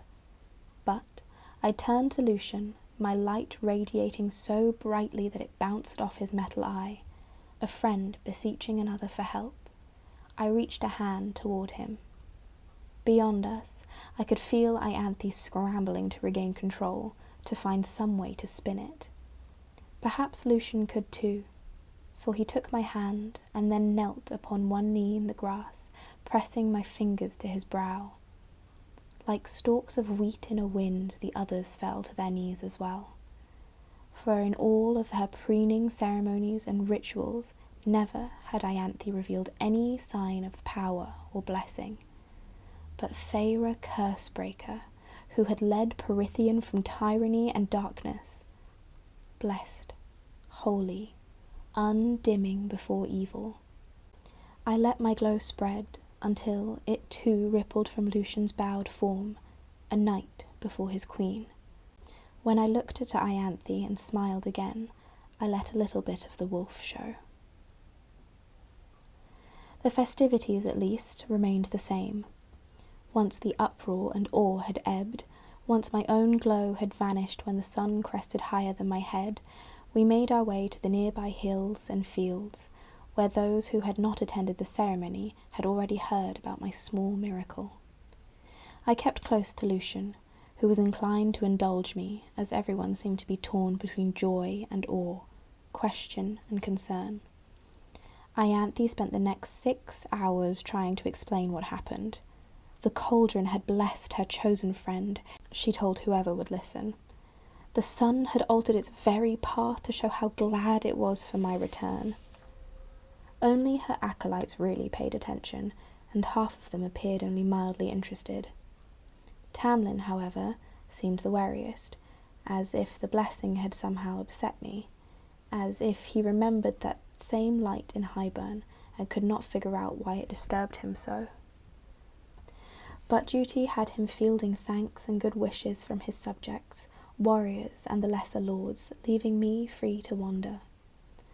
I was stopped every now and then by a fervent, adoring fairy who wished to touch my hand, to weep a bit over me. Once I would have cringed and winced. Now I received their thanks and prayers beautifully, thanking them, smiling at them. Some of it was genuine. I had no quarrel with the people of these lands who had suffered alongside the rest. None. But the courtiers and sentries who sought me out, I put on a better show for them. Cauldron blessed, they called me. An honour, I merely replied. On and on I repeated those words, through breakfast and lunch, until I returned to the house to freshen up and take a moment for myself. In the privacy of my room, I set my crown of flowers on the dressing table and smiled slightly at the eye tattooed on my right palm. The longest day of the year, I slid into the bond, sending along flickers of all that had occurred atop the hill. I wish I could spend it with you. He would have enjoyed my performance, would have laughed himself hoarse afterward at the expression on Ianthe's face. I finished washing up and was about to head out into the hills again when Rhysand's voice filled my mind. "It'd be an honour," he said, laughter in every word, "to spend a moment in the company of Feyre cauldron blessed." I chuckled. The words were distant, strained. Keep it quick. I had to keep it quick or risk exposure. And more than anything, I needed to ask, to know, is everyone all right? I waited, counting the minutes. Yes, as well as we can be. When do you come home to me? Each word was quieter than the last. Soon, I promised him. Highburn is here. I'll be done soon. He didn't reply, and I waited another few minutes before I again donned my flower crown and strode down the stairs. As I emerged into the bedecked garden, though, Rhysand's faint voice filled my head once more. I wish I could spend today with you too. The words wrapped a fist around my heart, and I forced them from my mind as I returned to the party in the hills, my steps heavier than they'd been when I floated into the house. But lunch had been cleared away and dancing had begun. I saw him, waiting on the outskirts of one of the circles, observing every move I took. I glanced between the grass and the crowd and the cluster of musicians coaxing such lively music from drums and fiddles and pipes as I approached, no more than a shy, hesitant doe. Once, those same sounds had shaken me awake, had made me dance and dance. I suppose they were now little more than weapons in my arsenal as I stopped before Tamlin, lowered my lashes, and asked softly, "Will you dance with me?" Relief, happiness, and a slight edge of concern. "Yes," he breathed. "Yes, of course." So I let him lead me into the swift dance, spinning and tilting me, people gathering to cheer and clap. Dance after dance after dance, until sweat was running down my back as I worked to keep up, keep that smile on my face, to remember to laugh when my hands were within strangling distance of his throat. The music eventually shifted into something slower, and Tamlin eased us into the melody. When others had found their own partners more interesting to watch, he murmured, "This morning, are you all right?" My head snapped up. "Yes, I don't know what that was, but yes. Is Ianthe mad? I don't know. She didn't see it coming. I don't think she handles surprises very well. I should apologize. His eyes flashed. What for? Perhaps it was a blessing. Magic still surprises me. If she's angry, it's her problem. I made a show of considering, then nodded. Pressed closer, loathing every place where our bodies touched. I didn't know how Rhys had endured Amarantha, for 5 decades. You look beautiful today, Tamlin said. Thank you. I made myself peer up into his face. Lucian told me that you didn't complete the rite at Callanmay, that you refused, and you let Ianthe take him into that cave instead. His throat bobbed. I couldn't stomach it. And yet you could stomach making a deal with Hybern as if I was a stolen item to be returned. Maybe this morning was not just a blessing for me, I offered. A stroke of his hand down my back was his only reply. That was all we said for the next 3 dances, until hunger dragged me towards the table where dinner had now been laid out. I let him fill a plate for me, let him serve me himself as we found a spot under a twisted old oak and watched the dancing and music. I nearly asked if it was worth it, if giving up this place of peace was worth it in order to have me back. For Hybern would come here, use these lands, and there would be no more singing, no more dancing. Not once they arrived. But I kept quiet as the sunlight faded and night finally fell. The stars winked into existence, dim and small above the blazing fires. I watched them throughout the long hours of celebrating, and could have sworn that they kept me company, my silent, stalwart friends.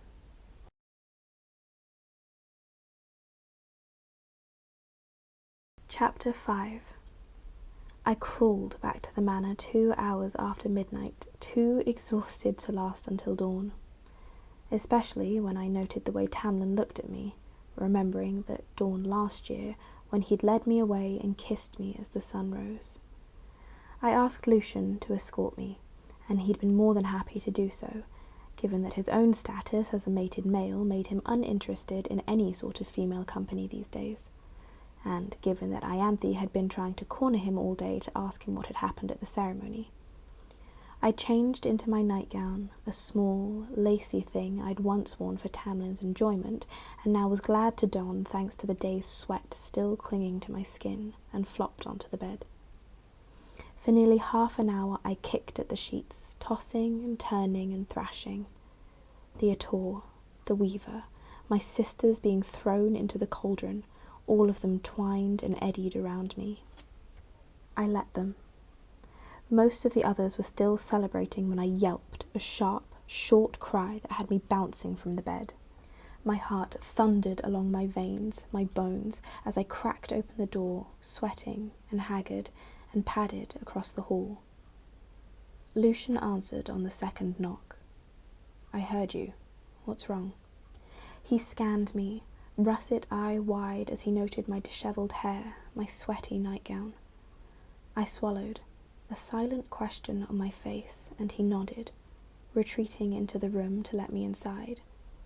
Bare from the waist up, he'd managed to haul on a pair of trousers before opening the door, and hastily buttoned them as I strode past. His room had been bedecked in autumn court colours, the only tribute to his home he'd ever let show, and I surveyed the night-dark space, the rumpled bed-sheets. He perched on the rolled arm of a large chair before the blackened fire, watching me wring my hands in the centre of the crimson carpet. I dream about it, I rasped, under the mountain, and when I wake up I can't remember where I am. I lifted my now unmarred left arm before me. I can't remember when I am. Truth, and half a lie. I still dreamed of those horrible days, but no longer did they consume me. No longer did I run to the bathroom in the middle of the night to hurl my guts up. What did you dream of tonight? he asked quietly. I dragged my eyes to his, haunted and bleak. She had me spiked to the wall, like Claire Bedore, and the atoll was... I shuddered, running my hands over my face. Lucian rose, stalking to me. The ripple of fear and pain at my own words masked my scent enough, masked my own power as my dark snares picked up a slight vibration in the house. Lucian paused half a foot from me. He didn't so much as object as I threw my arms around his neck, burying my face against his warm, bare chest. It was seawater from Tarquin's own gift that slipped from my eyes, down my face and onto his golden skin. Lucian loosed a heavy sigh and slid an arm around my waist, the other threading through my hair to cradle my head. "I'm sorry," he murmured. "I'm sorry." He held me, stroking soothing lines down my back, and I calmed my weeping, those seawater tears drying up like wet sand in the sun. I lifted my head from his sculptured chest at last, my fingers digging into the hard muscles of his shoulders as I peered into his concerned face. I took deep, heaving breaths, my brows knotting and my mouth parting as I... What's going on? Lucian whipped his head toward the door. Tamlin stood there, face a mask of cold calm. The beginnings of claws glinted at his knuckles. We pushed away, too swiftly to be casual. "I had a nightmare," I explained, straightening my nightgown. I didn't want to wake the house."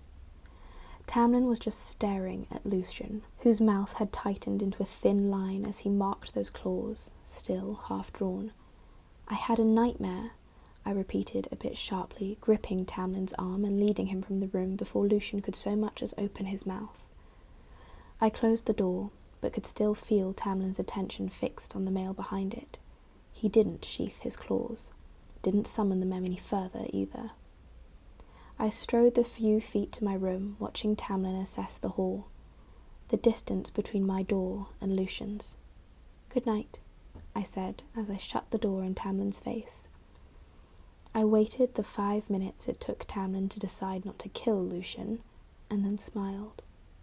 I wonder if Lucian had pieced it together, that I had known Tamlin would come to my room tonight, after I had given him so many shy touches and glances today, that I had changed into my most indecent nightgown, not for the heat, but so that when my invisible snares in the house informed me that Tamlin had finally worked up the nerve to come to my bedroom, I'd look the part.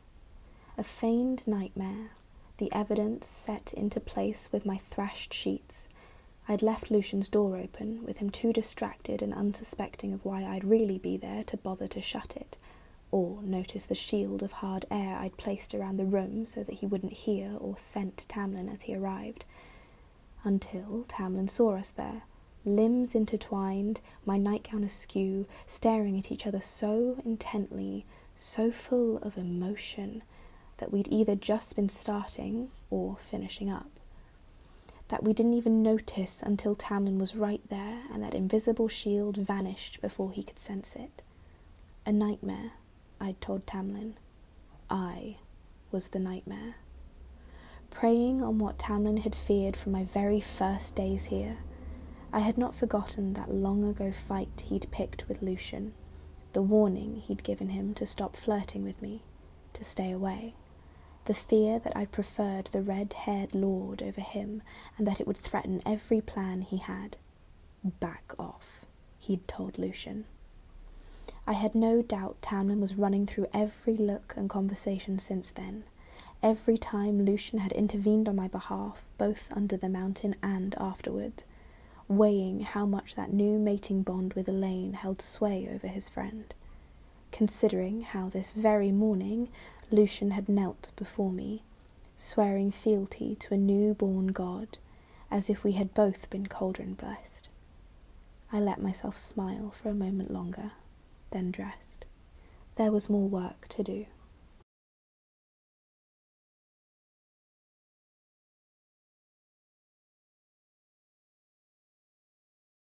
Chapter 6. A set of keys to the estate gates had gone missing. but after last night's incident, Tamlin didn't seem to care. Breakfast was silent. The Highburn Royals sullen at being kept waiting so long to see the second cleft in the wall, and Jurian, for once, too tired to do anything but shovel meat and eggs into his hateful mouth. Tamlin and Lucian, it seemed, had spoken before the meal, but the latter made a point to keep a healthy distance from me, to not look at me or speak to me, as if still needing to convince Tamlin of our innocence.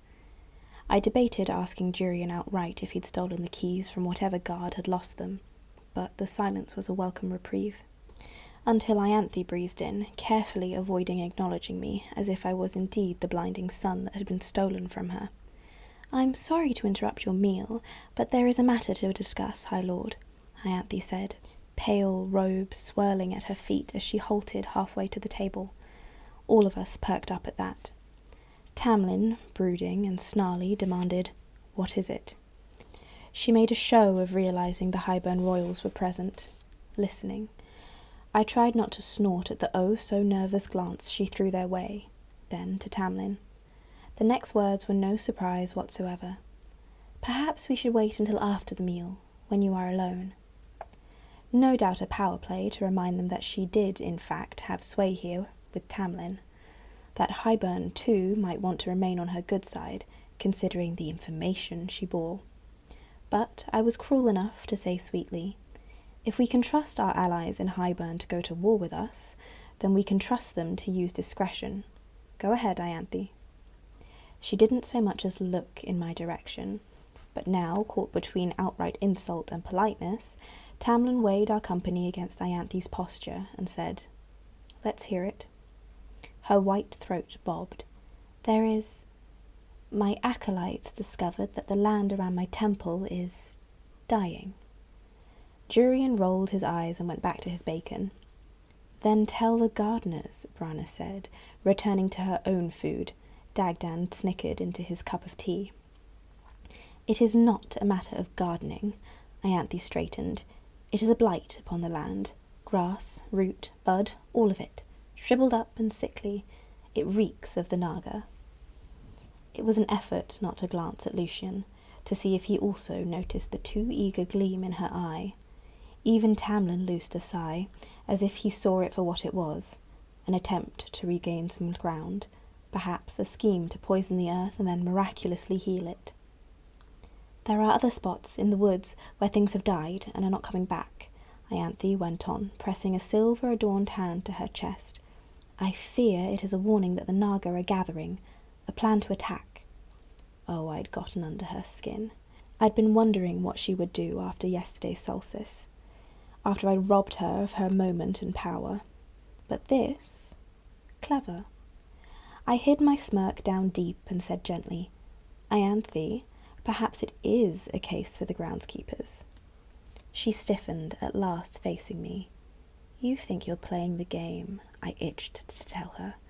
"But you have no idea that every choice you made last night and this morning were only steps I nudged you toward." I jerked my chin toward the Royals, then Lucian. "We're heading out this afternoon to survey the wall, but if the problem remains when we return in a few days, I'll help you look into it." Those silver-ringed fingers curled into loose fists at her sides, but like the true viper she was, Ianthe said to Tamlin, "Will you be joining them, High Lord?" She looked to me and Lucian, the assessment too lingering to be casual. A faint, low headache was already forming, made worse with every word out of her mouth. I'd been up too late and had gotten too little sleep, and I needed my strength for the days ahead. "He will not," I said, cutting off Tamlin before he could reply. He set down his utensils. "I think I will. I don't need an escort." Let him unravel the layers of defensiveness in that statement. Jurian snorted. "Starting to doubt our good intentions, High Lord?" Tamlin snarled at him. "Careful." I placed a hand flat on the table. "I'll be fine with Lucian and the sentries." Lucian seemed inclined to sink into his seat and disappear forever. I surveyed Dagdan and Branna and smiled a little. "I can defend myself, if it comes to that," I said to Tamlin. The Daemati smiled back at me. I hadn't felt another touch on my mental barriers, all the ones I'd been working to keep around as many people here as possible. The constant use of my power was wearing on me, however. Being away from this place for 4 or 5 days would be a welcome relief. Especially as Ianthe murmured to Tamlin, "Perhaps you should go, my friend." I waited for whatever nonsense was about to come out of that pouty mouth. You never know when the Night Court will attempt to snatch her away. I had a blink to debate my reaction, to opt for leaning back in my chair, shoulders curled inward, hauling up those images of Claire, of Rhys with those ash arrows through his wings, any sort of way to dredge my scent in fear. "Have you news?" I whispered. Branna and Dagden looked very interested at that. The priestess opened her mouth, but Jurian cut her off, drawling, "There is no news. Their borders are secure. Rayson would be a fool to push his luck by coming here." I stared at my plate, the portrait of bowed terror. "A fool, yes," Ianthe countered, "but one with a vendetta." She faced Tamlin, the morning sun catching in the jewel atop her head. "Perhaps if you return to him his family's wings, he might settle." For a heartbeat, silence rippled through me, followed by a wave of roaring that drowned out nearly every thought, every self-preserving instinct. I could barely hear over that bellowing in my blood, my bones. But the words, the offer, a cheap attempt at snaring me. I pretended not to hear, not to care, even as I waited and waited for Tamlin's reply. When Tamlin answered, his voice was low. "I burned them a long time ago." I could have sworn there was something like remorse and shame in his words. Ianthe only tisked. Too bad, he might have paid handsomely for them. My limbs ached with the effort of not leaping over the table to smash her head into the marble floor. But I said to Tamlin, soothing and gentle, "I'll be fine out there." I touched his hand, brushing my thumb over the back of his palm, held his stare. "Let's not start down this road again." As I pulled away, Tamlin merely fixed Lucian with a look, any trace of that guilt gone. His claws slid free, embedding in the scar-flecked wood of his chair's arms. "Be careful." None of us pretended it wasn't anything but a threat. It was a 2-day ride, but only took us a day to get there with winnowing, walking, winnowing. We could manage a few miles at a time, but Dagden was slower than I'd anticipated, given that he'd had to carry his sister and Jurian. I didn't fault him for it. With each of us bearing another, the drain was considerable. Lucian and I both bore a sentry, minor lords' sons who had been trained to be polite and watchful. Supplies, as a result, were limited, including tents. By the time we made it to the cleft in the wall, darkness was falling. The few supplies we'd hauled also encumbered our winnowing through the world, and I let the sentries erect the tents for us, ever the lady keen to be waited on. Our dinner around the small fire was near silent, none of us bothering to speak, save for Jurian, who questioned the sentries endlessly about their training. The twins retreated to their own tent after they'd picked at the meat sandwiches we'd packed, frowning at them as if they were full of maggots instead, and Jurian wandered off into the woods soon after, claiming he wanted a walk before he retired. I hauled myself into the canvas tent when the fire was dying out, the space barely big enough for Lucian and me to sleep shoulder to shoulder. His red hair gleamed in the faint firelight a moment later as he shoved through the flaps and swore. "Maybe I should sleep out there." I rolled my eyes. Please. A wary, considering glance as he knelt and removed his boots. You know, Tamlin can be sensitive about things. He can also be a pain in my arse, I snapped, and slithered under the blankets. If you yield to him on every bit of paranoia and territorialism, you'll just make it worse. Lucian unbuttoned his jacket but remained mostly dressed as he slid onto his sleeping roll. "I think it's made worse because you two haven't. You haven't, right?" I stiffened, tugging the blanket higher onto my shoulders. "No, I don't want to be touched like that. Not for a while." His silence was heavy, sad. I hated the lie, hated it for how filthy it was to wield it. "I'm sorry," he said, and I wondered what else he was apologizing for as I faced him in the darkness of our tent. "Isn't there any way to get out of this deal with Highburn?" My words were barely louder than the murmuring embers outside. "I'm back. I'm safe. We could find another way around it." No. The king of Highburn crafted his bargain with Tamlin too cleverly, too clearly. Magic bound them. Magic will strike him if he does not allow Highburn into these lands. In what way? Kill him? Lucian's sigh ruffled my hair. It will claim his own powers, maybe kill him. Magic is all about balance. It's why he couldn't interfere with your bargain with Rhysand. Even the person who tries to sever the bargain faces consequences. If he'd kept you here, the magic that bound you to Rhys might have come to claim his life as payment for yours, or the life of someone else he cared about. It's old magic. Old and strange. It's why we avoid bargains unless it's necessary. Even the scholars at the day court don't know how it works. Believe me, I've asked. For me. You asked them for me. Yes. I went last winter to inquire about breaking your bargain with Rhys. Why didn't you tell me? We didn't want to give you false hope, and we didn't want Rhysand getting wind of what we were doing in case he found a way to interfere, to stop it. So I Ianthe pushed Tamlin to Highburn instead. He was frantic. The scholars at the day court worked too slowly. I begged him for more time, but you'd already been gone for months. He wanted to act, not wait, despite that letter you sent. Because of that letter you sent. I finally told him to go ahead with it after that day in the forest.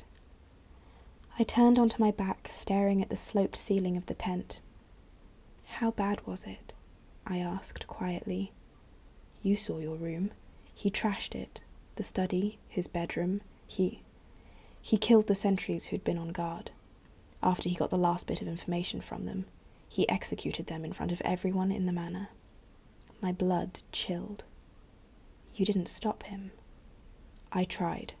I begged him for mercy. He didn't listen. He couldn't listen. The sentries didn't try to stop him either. They didn't dare. Feyre, he's a high lord. He's a different breed. I wondered if he'd say the same thing if he knew what I was. We were backed into a corner with no options. None. It was either go to war with the Night Court and Highburn, or ally with Highburn, let them try and stir up trouble, and then use that alliance to our advantage further down the road. What do you mean? I breathed. But Lucian realised what he'd said and hedged. We have enemies in every court. Having Highburn's alliance will make them think twice. Liar. Trained, clever liar. I loosed a heavy, sleepy breath. Even if they're now our allies, I mumbled, I still hate them. A snort. Me too. Get up. Blinding sunlight cut into the tent and I hissed. The order was drowned out by Lucian's snarl as he sat up. Out, he ordered Jurian, who looked us over once, sneered and stalked away. I'd rolled onto Lucian's bedroll at some point. Any schemes indeed second to my most pressing demand, warmth. But I had no doubt Jurian would tuck away the information to throw in Tamlin's face when we returned. We'd shared a tent, and had been very cosy upon awakening. I washed in the nearby stream, my body stiff and aching from a night on the ground, with or without the help of a bedroll. Branna was prowling for the stream by the time I'd finished. The princess gave me a cold, thin smile. I'd pick Beiron's son too. I stared at the princess beneath lowered brows. She shrugged, her smile growing. Autumn Court males have fire in their blood, and they fuck like it too. I suppose you know from experience? A chuckle. Why do you think I had so much fun in the war? I didn't bother to hide my disgust. Lucian caught me cringing at him when her words replayed for the 10th time an hour later, while we hiked the half-mile toward the crack in the wall. What? He demanded. I shook my head, trying not to imagine Elaine subject to that fire. "Nothing," I said, just as Jurian swore ahead. We were both moving at his barked curse, and then broke into a run at the sound of a sword whining free from its sheath.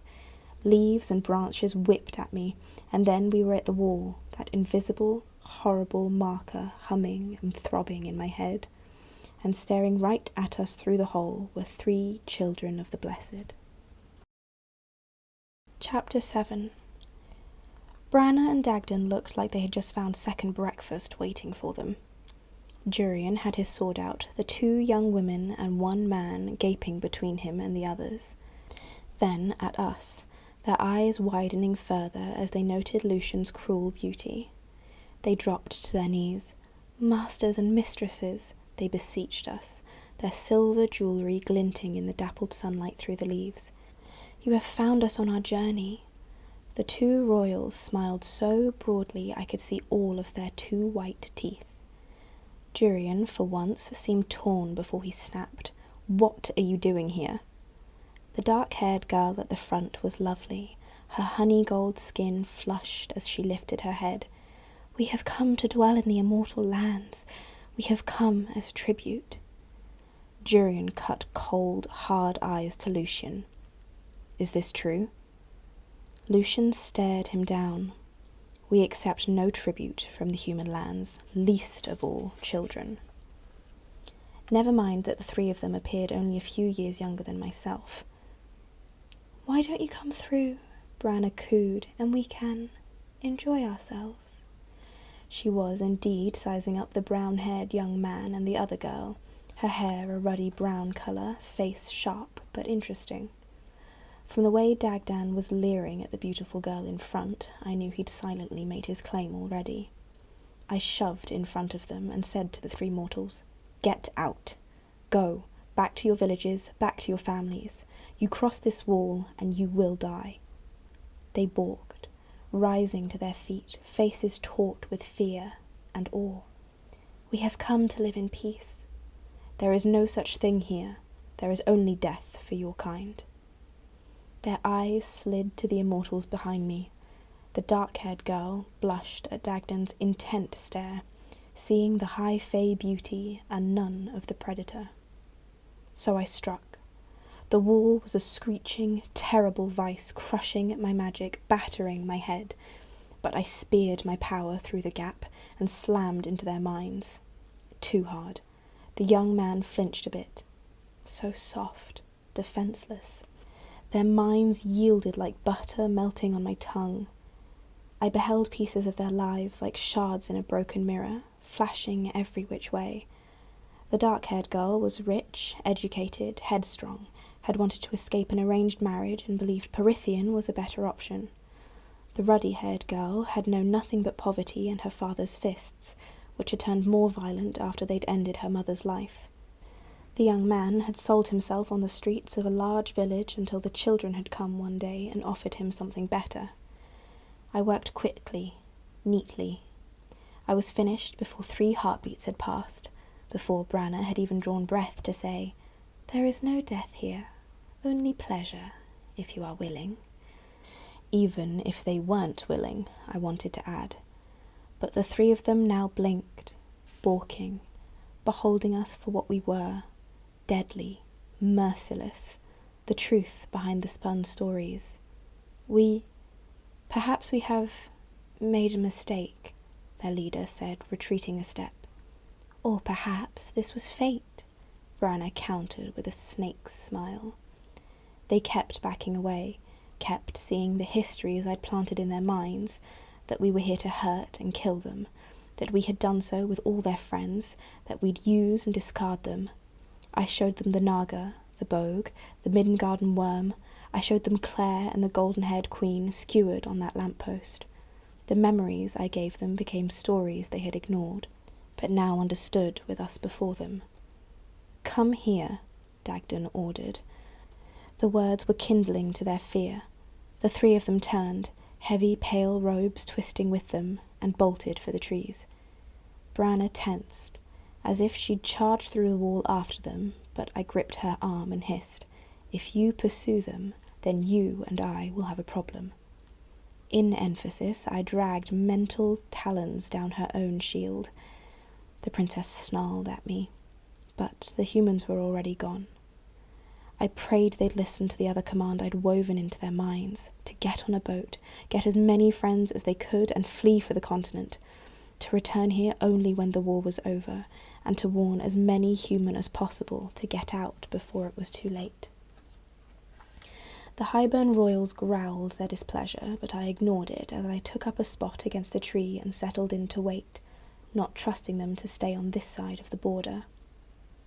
The royals resumed their work, stalking up and down the wall. A moment later, a male body came up beside mine. Not Lucian, I realised with a jolt, but did not so much as flinch. Jurian's eyes were on the place where the humans had been. "Thank you," he said, his voice rough. "I don't know what you're talking about," I replied, well aware that Lucian carefully watched from the shade of a nearby oak. Jurian gave me a knowing smirk and sauntered after Dagdan. They took all day.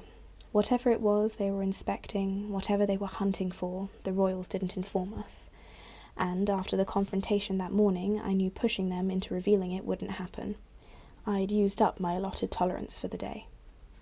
So we spent another night in the woods, which was precisely how I wound up sitting across the fire from Jurian after the twins had crawled into their tent and the sentries had taken up their watch positions.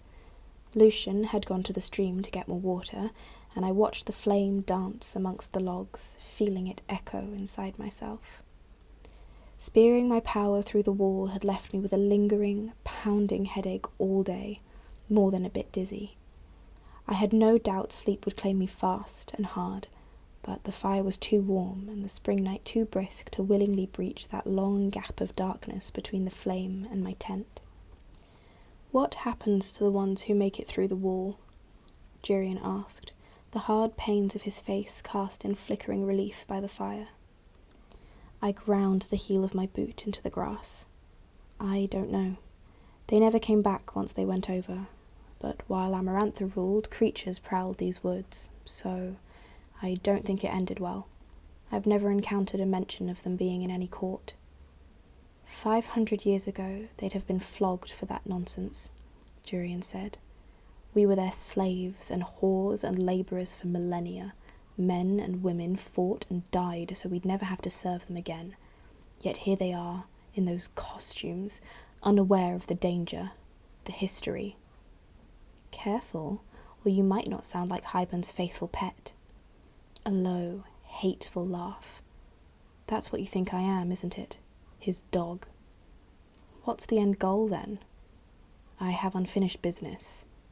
Miriam is dead." That madness danced again, replacing the rare lucidity.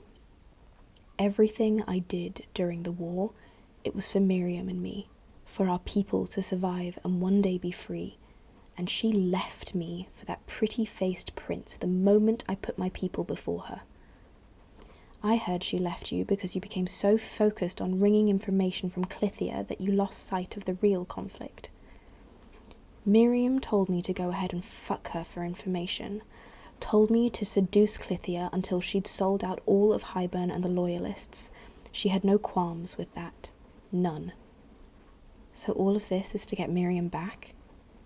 He stretched his long legs before him, crossing one ankle over the other. It's to draw her out of her little nest with that winged prick and make her regret it. So you get a second shot of life, and that's what you wish to do? Revenge? Jurian smiled slowly. Isn't that what you're doing? Months of working with Rhys had me remembering to furrow my brow in confusion. Against Rhys, I would one day like it. That's what they all say, when they pretend he's a sadistic murderer. You forget I knew him in the war. You forget he risked his legion to save Miriam from our enemy's fort. That's how Amarantha captured him, you know. Rhys knew it was a trap, for Prince Dracone, so Rhys went against orders and marched his whole legion to get Miriam out, for his friend, for my lover, and for that bastard Dracone's sake. Rhys sacrificed his legion in the process, got all of them captured and tortured afterward. Yet everyone insists Rhysand is soulless, wicked, but the male I knew was the most decent of them all. Better than that prick prince. You don't lose that quality, no matter the centuries. And Rhys was too smart to do anything but have the vilification of his character be a calculated move. And yet here you are, his mate. The most powerful High Lord in the world has lost his mate and has not yet come to claim her, even when she is defenceless in the woods. Jurian chuckled. Perhaps that's because Rhysand has not lost you at all, but rather unleashed you upon us. I had never heard that story, but it seemed so like my mate that I knew the flames between us now smouldered in my eyes as I said, "You love to hear yourself talk, don't you?" "Hybern will kill all of you," was all Jurian replied. Jurian wasn't wrong. Lucian woke me the next morning with a hand over my mouth, warning gleaming in his russet eye. I smelt it a moment later, the coppery tang of blood. We shoved into our clothes and boots, and I did a quick inventory of the weapons we'd squeezed into the tent with us. I had 3 daggers. Lucian had 2, as well as an elegant short sword. Better than nothing, but not much. A glance from him communicated our plan well enough. Play casual until we assess the situation. I had a heartbeat to realise that this was perhaps the first time he and I worked in tandem. Hunting had never been a joint effort, and Under the Mountain had been one of us looking out for the other. Never a team, a unit. Lucian slid from the tent, limbs loose and ready to shift into a defensive position. He'd been trained, he once told me, at the Autumn Court, and at this one. Like Rhys, he usually opted for words to win his battles, but I'd seen him in Tamlin in the practice ring. He knew how to handle a weapon, how to kill if need be. I pushed past him, devouring the details of my surroundings as if I were a starving man at a feast. The forest was the same. Jurian was crouched before the fire, stirring the embers back to alertness, his face a hard, brooding mask. But the sentries, they were pale as Lucian stalked them. I followed their shifting attention to the trees behind Jurian. No sign of the royals. The blood. A coppery tang, yes, but laced with earth and marrow and rot. Mortality. I stormed for the trees and dense brush. "You're too late," Jurian said as I passed him, still poking the embers. "They finished 2 hours ago." Lucian was on my heels as I shoved into the brambles, thorns tearing at my hands. The Hybern royals hadn't bothered to clean up their mess. From what was left of the 3 bodies, their shredded pale robes like fallen ashes through the small clearing, Dagden and Branna must have shut out their screams with some sort of shield. Lucian swore. They went through the wall last night, to hunt them down. Even with hours separating them, the royals were fey, swift, immortal. The 3 children of the Blessed would have tired after running, would have camped somewhere. Blood was already drying on the grass, on the trunks of the surrounding trees. Hybern's brand of torture wasn't very creative. Claire, the Golden Queen, and these 3, a similar mutilating and torment. I unfastened my cloak and carefully laid it over the biggest remains of them I could find, the torso of the young man, clawed up and bloodless. His face was still etched in pain. Flame heated at my fingertips, begging me to burn them, to give them at least that sort of burial, but do you think it was for sport or to send us a message? Lucian laid his own cloak across the remains of the 2 young women, his face as serious as I'd ever seen it. "I think they aren't accustomed to being denied. I'd call this an immortal temper tantrum." I closed my eyes, trying to calm my roiling stomach. "You aren't to blame," he added. "They could have killed them out in the mortal lands, but they brought them here, to make a statement about their power." He was right. The children of the Blessed would have been dead even if I hadn't interfered. "They're threatened," I mused, "and proud to a fault." I towed the blood-soaked grass. "Do we bury them?" Lucian considered. "It sends a message that we're willing to clean up their messes." I surveyed the clearing again, considering everything at stake. Then we send another sort of message.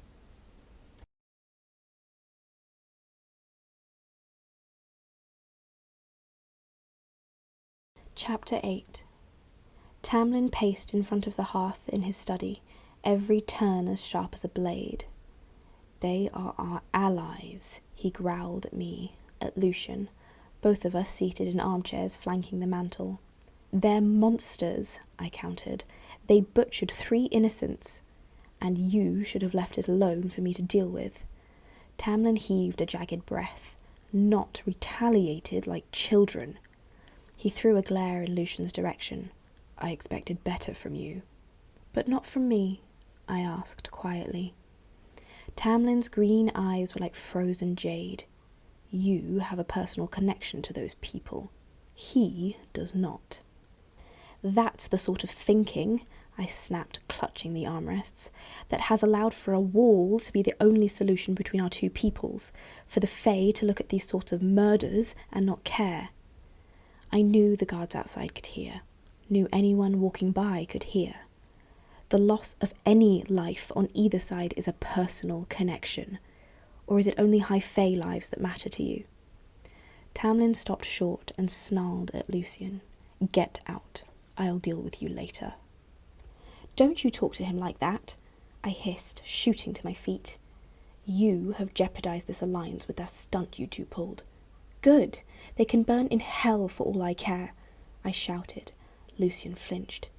"You sent the Bogue after them," Tamlin roared. I didn't so much as blink, and I knew the sentries had heard indeed by the cough of one outside. A sound of muffled shock. And I made sure those sentries could still hear as I said, "They terrorized those humans, made them suffer. I figured the Bogue was one of the few creatures that could return the favour." Lucian had tracked it down, and we'd lured it carefully over hours back to the camp, right to where Dagden and Branner had been gloating over their kill. They'd managed to get away, but only after what had sounded like a good bit of screaming and fighting. Their faces remained bloodless even hours later, their eyes still brimming with hate whenever they deigned to look at us. Lucian cleared his throat, stood as well. "Tam, those humans were barely more than children. Feyre gave the royals an order to stand down. They ignored it. If we let Hybern walk all over us, we stand to lose more than their alliance. The Bogue reminded them that we aren't without our claws too." Tamlin didn't take his eyes off me as he said to Lucian, "Get out." There was enough violence in the words that neither Lucian nor I objected this time as he slipped from the room and shut the double doors behind him. I speared my power into the hall, sensing him sitting on the foot of the stairs, listening, as the 6 sentries in the hall were listening. I said to Tamlin, my back ramrod straight, "You don't get to speak to me like that. You promised you wouldn't act this way. You have no idea what's at risk. Don't you talk down to me, not after what I went through to get back here, to you, to our people. You think any of us are happy to be working with Hybern? You think I don't see it in their faces, the question of whether I am worth the dishonour of it?"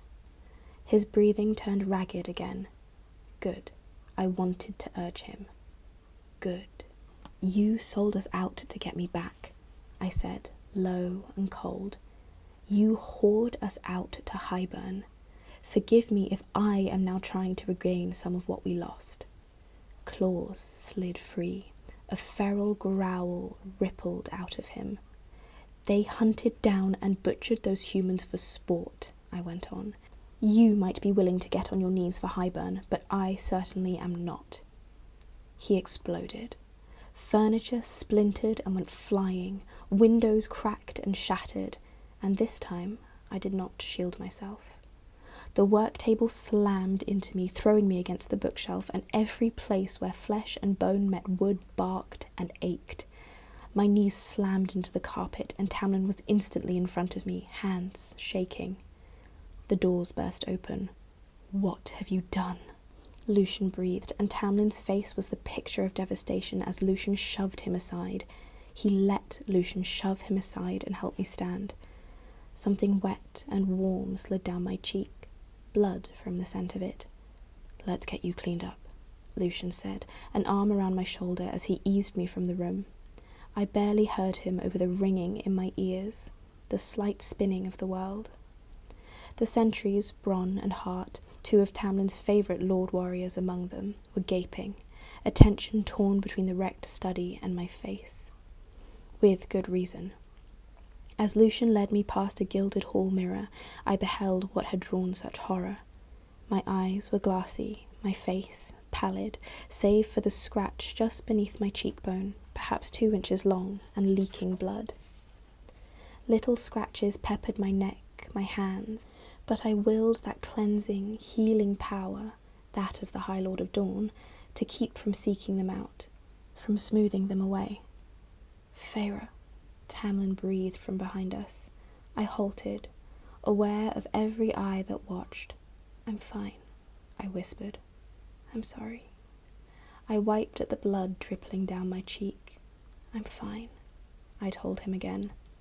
No one, not even Tamlin, looked convinced.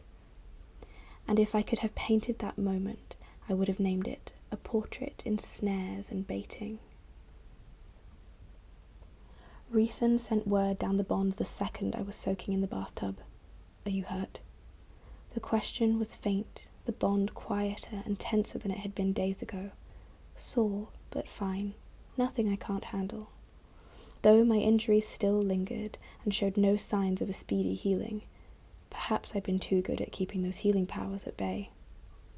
The reply was a long time coming. Then it came all at once, as if he wanted to cram every word in before the difficulty of the distance silenced us.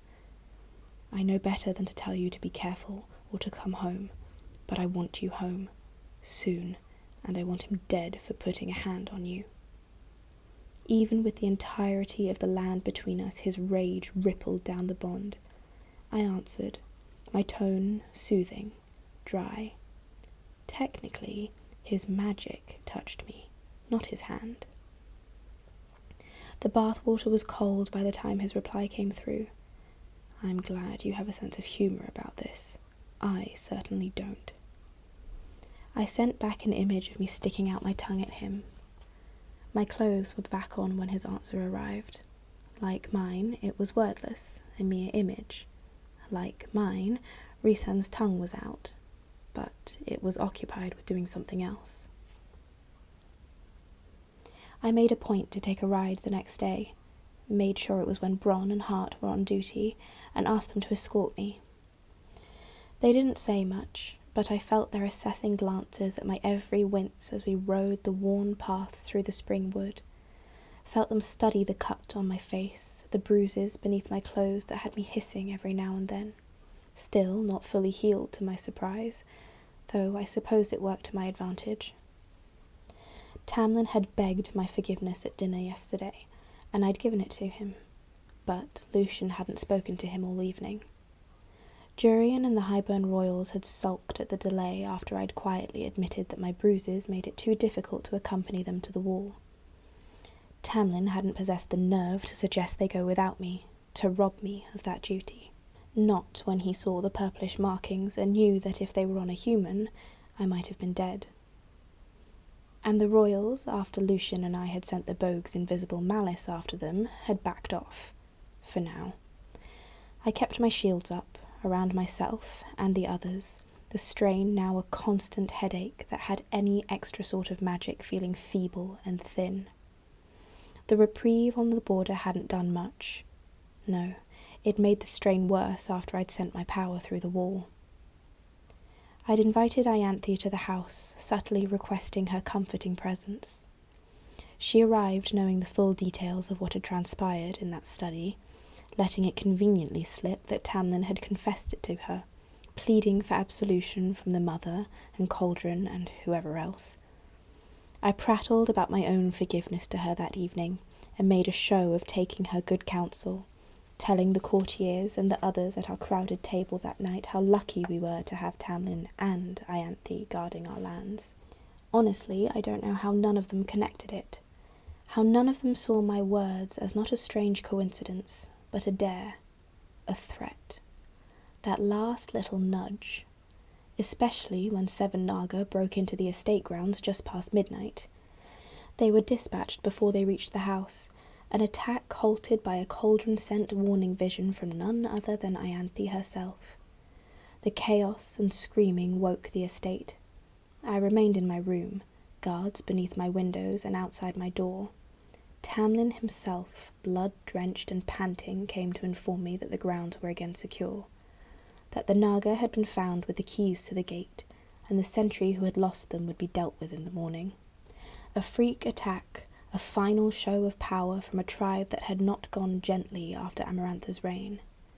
All of us saved from further harm by Ianthe. We all gathered outside the barracks the next morning, Lucian's face pallid and drawn, purple smudges beneath his glazed eyes. He hadn't returned to his room last night. Beside me, the Highburn Royals and Jurian was silent and grim as Tamlin paced before the sentry strung up between 2 posts. "You were entrusted with guarding this estate and its people," Tamlin said to the shuddering male, already stripped down to his pants. "You were found not only asleep at the gate last night, but it was your set of keys that originally went missing." Tamlin snarled softly. "Do you deny this?" I never fall asleep. It's never happened until now. I must have just nodded off for a minute or 2, the sentry stammered. The ropes were straining him, groaning as he strained against them. "You jeopardized the life of everyone in this manner." And it could not go unpunished, not with the Highburn Royals here, seeking any sign of weakness. Tamlin held out a hand. Bronn, stone-faced, approached to give him a whip. All the sentries, his most trusted warriors, shifted about, some outright glaring at Tamlin, some trying not to watch what was about to unfold. I grabbed Lucian's hand. It wasn't entirely for show. Ianthe stepped forward, hands folded over her stomach. 20 lashes, and 1 more for the cauldron's forgiveness. The guards turned baleful eyes toward her. Tamlin unfurled the whip into the dirt. I made my move, slid my power into the bound sentry's mind and freed the memory I'd coiled up tightly in his head, freed his tongue too. "It was her," he panted, jerking his chin to Ianthe. "She took the keys." Tamlin blinked, and everyone in that courtyard looked right to Ianthe. Her face didn't so much as flinch at the accusation, the truth he'd flung her way. I'd been waiting to see how she'd counter my showing of power at the solstice, tracking her movements that entire day and night. Within moments of my leaving the party, she'd gone to the barracks, used some glimmer of power to lull him to sleep and taken his keys, then planted her warnings about the Naga's impending attack. After, she gave the creatures the keys to the gate, so she could sound the alarm last night, so she could save us from a real threat. Clever idea, had it not played right into everything I'd laid out. Ianthe said smoothly, "Why should I take the keys? I warned you of the attack." "You were at the barracks. I saw you that night," the sentry insisted, then turned pleading eyes to Tamlin. It wasn't fear of pain that propelled him, I realized. No, the lashings would have been deserved and earned and borne well. It was the fear of honor lost. "I would have thought one of your sentries, Tamlin, would have more dignity than to spread lies to spare himself from some fleeting pain." Ianthe's face remained serene as always. Tamlin, to his credit, studied the sentry for a long moment. I stepped forward. "I will hear his story." Some of the guards loosed sighs. Some looked at me with pity and affection. Ianthe lifted her chin. "With all due respect, milady, it is not your judgment to make." And there it was, the attempt to knock me down a few pegs. Just because it would make her see red, I ignored her completely and said to the sentry, "I will hear your story." I kept my focus on him, even as I counted my breaths, even as I prayed that Ianthe would take the bait. "You'll take the words of a sentry over that of a high priestess?" My disgust at her blurted words wasn't entirely feigned, even though hiding my faint smile was an effort. The guards shifted on their feet at the insult, the tone. Even if they had not already trusted their fellow sentry, from her words alone they realised her guilt. I looked at Tamlin then, saw his eyes sharpen as well, with understanding. Too many protests from Ianthe.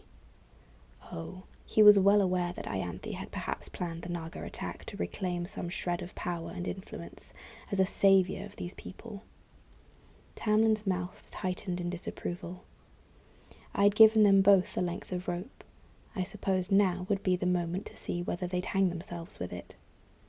I dared one more step forward, upturning my palms to Tamlin. Perhaps it was a mistake. Don't take it from his hide, or his honour. Let's hear him out. Tamlin's eyes softened a fraction. He remained silent, considering. But behind me, Branna snorted. Pathetic, she murmured, though everyone could hear it. Weak, vulnerable, ripe for conquest. I saw the words slam through Tamlin's face, as if they were shutting doors in their wake. There was no other interpretation, not for Tamlin. But Ianthe assessed me, standing before the crowd, the influence I'd made so very clear I was capable of stealing. If she admitted guilt, whatever she had left would come crumbling down. Tamlin opened his mouth, but Ianthe cut him off. There are laws to be obeyed, she told me, gently enough that I wanted to drag my nails down her face. Traditions. He has broken our trust, has let our blood be spilled for his carelessness. Now he seeks to accuse a high priestess of his failings. It cannot go unpunished. She nodded to Tamlin. 21 lashes, High Lord. I glanced between them, my mouth going dry. Please, just listen to him. The guard hanging between the posts had such hope and gratitude in his eyes. In this, my revenge edged toward something oily, something foreign and queasy. He would heal from the pain, but the blow to his honour, it would take a little piece out of mine as well. Tamlin stared at me, then Ianthe, then glanced to the smirking Highburn royals, to Jurian, who crossed his arms, his face unreadable. And, like I'd gambled, Tamlin's need for control, for strength, won out. Ianthe was too important an ally to risk isolating. The word of a low sentry. No, it did not matter as much as hers. Tamlin turned to the sentry tied to the posts. Put the bit in, he quietly ordered Bronn.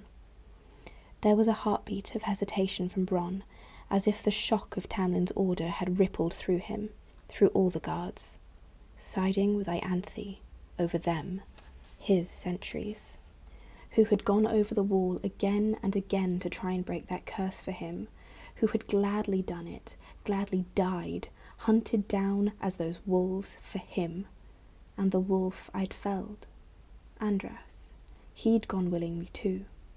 Tamlin had sent them all over, and not all of them had come back. They had gone willingly. Yet this was his thanks, his gratitude, his trust. But Bronn did as commanded, sliding the small piece of wood into the now trembling sentry's mouth.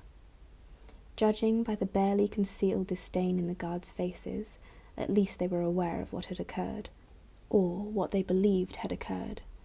The High Priestess had orchestrated this entire attack to cast herself as a saviour, offering up the reputation of one of their own as the asking price. They had no idea, none, that I'd goaded her into it, pushed and pushed her to reveal just what a snake she was, how little anyone without a title meant to her, how Tamlin listened to her without question, to a fault. It wasn't much of an act when I put my hand to my throat, backing up a step, then another, until Lucian's warmth was against me and I leaned fully into him. The sentries were sizing up Ianthe, the royals. Tamlin had always been one of them, fought for them. Until now. Until Highburn. Until he put these foreign monsters before them.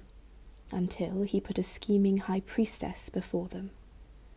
Tamlin's eyes were on us, on the hand Lucian put on my arm to steady me as he drew back the whip. The thunderous crack as it cleaved through the air snapped through the barracks, the estate, through the very foundations of the court.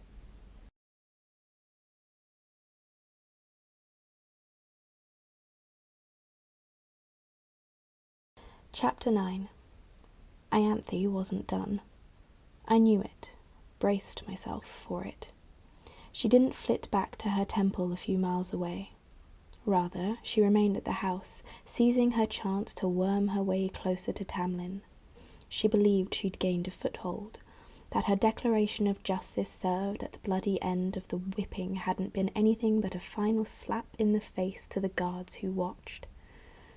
And when the sentry had sagged from his bindings, when the others came to gently untie him, Ianthe merely ushered the Highburn party and Tamlin into the manor for lunch. But I'd remained at the barracks, tending to the groaning sentry, drawing away bloodied bowls of water while the healer quietly patched him up.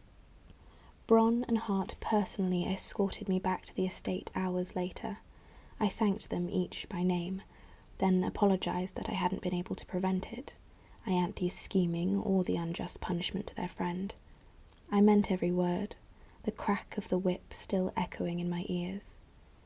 Then they spoke the words I'd been waiting for. They were sorry that they hadn't stopped any of it, either.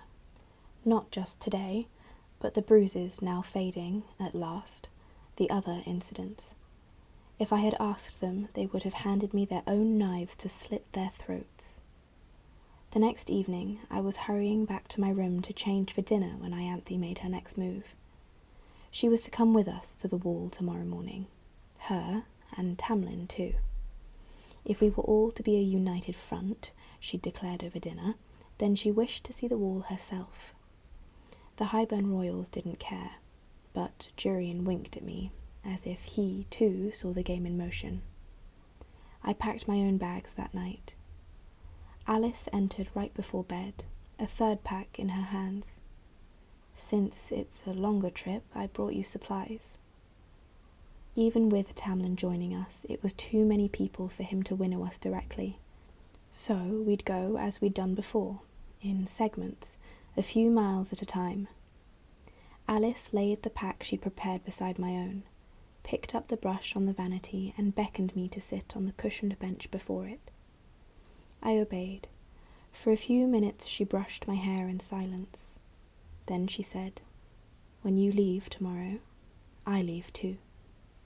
I lifted my eyes to hers in the mirror. My nephews are packed, the pony is ready to take us back to the Summer Court territory at last. It has been too long since I saw my home, she said, though her eyes shone. I know the feeling, was all I said. I wish you well, lady, Alice said, setting down the brush and beginning to braid back my hair. For the rest of your days, however long they may be, I wish you well. I let her finish the plait, then pivoted on the bench to grip her thin fingers in mine. Don't ever tell Tarquin you know me well. Her brows rose. There is a blood ruby with my name on it, I clarified. Even her tree-bark skin seemed to blanch. She understood it well enough. I was a hunted enemy of the Summer Court. Only my death would be accepted as payment for my crimes. Alice squeezed my hand. Blood rubies or no, you will always have one friend in the Summer Court. My throat bobbed. And you will always have one in mine, I promised her. She knew which court I meant, and did not look afraid. The sentries did not glance at Tamlin, or so much as speak to him unless absolutely necessary. Bronn, Hart, and 3 others were to join us. They had spotted me checking on their friend before dawn, a courtesy I knew none of the others had extended. Winnowing felt like wading through mud. In fact, my powers had become more of a burden than a help. I had a throbbing headache by noon, and spent the last leg of the journey dizzy and disoriented as we winnowed again and again. We arrived and set up camp in near silence. I quietly, shyly, asked to share a tent with Ianthe instead of Tamlin, appearing eager to mend the rift the whipping had torn between us. but I did it more to spare Lucian from her attention than to keep Tamlin at bay. Dinner was made and eaten, bedrolls laid out, and Tamlin ordered Bronn and Hart on the first watch. Lying beside Ianthe without slitting her throat was an exercise in patience and control. But whenever the knife beneath my pillow seemed to whisper her name, I'd remind myself of my friends, the family that was alive, healing in the north. I repeated their names silently, over and over into the darkness. Rhysand, Mor, Cassian, Amren, Asriel, Elaine, Nesta. I thought of how I had last seen them, so bloodied and hurting, thought of Cassian's scream as his wings were shredded, of Asriel's threat to the king as he advanced on Mor, Nesta fighting every step toward the cauldron. My goal was bigger than revenge, my purpose greater than personal retribution. Dawn broke, and I found my palm curled around the hilt of my knife anyway. I drew it out as I sat up, staring down at the sleeping priestess. The smooth column of her neck seemed to glow in the early morning sun leaking through the tent flaps. I weighed the knife in my hand. I wasn't sure I'd been born with the ability to forgive, not for terrors inflicted on those I loved. For myself, I didn't care, not nearly as much. But there was some fundamental pillar of steel in me that could not bend or break in this, could not stomach the idea of letting these people get away with what they'd done. Ianthe's eyes opened, the teal as limpid as her discarded circlet. They went right to the knife in my hand, then to my face. "You can't be too careful while sharing a camp with enemies," I said. I could have sworn something like fear shone in her eyes. "Highburn is not our enemy," she said, a tad breathlessly. From her paleness as I left the tent, I knew my answering smile had done its job well. Lucian and Tamlin showed the twins where the crack in the wall lay, and, as they had done with the first two, they spent hours surveying it, the surrounding land. I kept close this time, watching them, my presence now deemed relatively unthreatening, if not a nuisance. We'd played our little power games, established I could bite if I wished, but we'd tolerate each other. "Here," Branna murmured to Dagden, jerking her chin to the invisible divider. The only markings were the different trees. On our side, they were the bright, fresh green of spring. On the other, they were dark, broad, curling slightly with heat, the height of summer. The first one was better, Dagden countered. I sat atop a small boulder peeling an apple with my paring knife. "Closer to the western coast, too," he added to his twin. "This is closer to the continent, to the strait." I sliced deep into the flesh of the apple, carving out a hunk of white meat.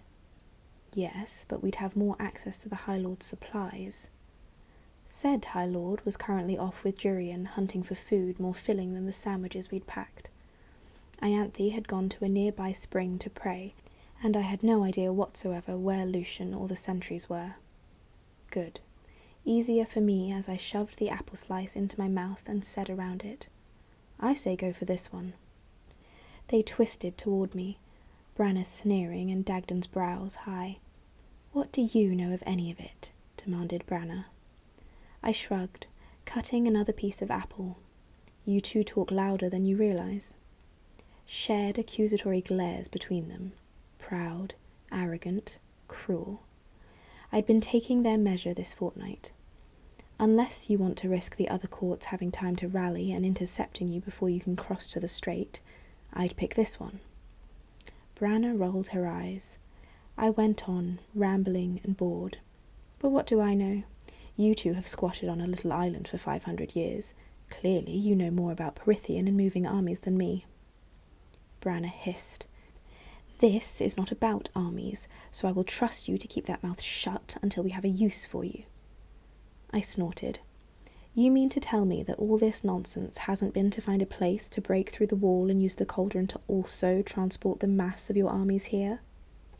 She laughed, swinging her dark curtain of hair over her shoulder. The cauldron is not for transporting grunt armies. It is for remaking worlds. It is for bringing down this hideous wall and reclaiming what we were. I merely crossed my legs. I'd think that with an army of 10,000 you wouldn't need any magical objects to do your dirty work. Our army is 10 times that, girl, Branna sneered, and twice that number if you count our allies in Valahan, Monteser, and Rask. 200,000. Mother save us. You've certainly been busy all these years. I surveyed them, utterly nonplussed. Why not strike when Amarantha had the island? The king had not yet found the cauldron, despite years of searching. It served his purpose to let her be an experiment for how we might break these people, and served as good motivation to our allies on the continent to join us, knowing what would await them. I finished off my apple and chucked the core into the woods. They watched it fly like two hounds tracking a pheasant.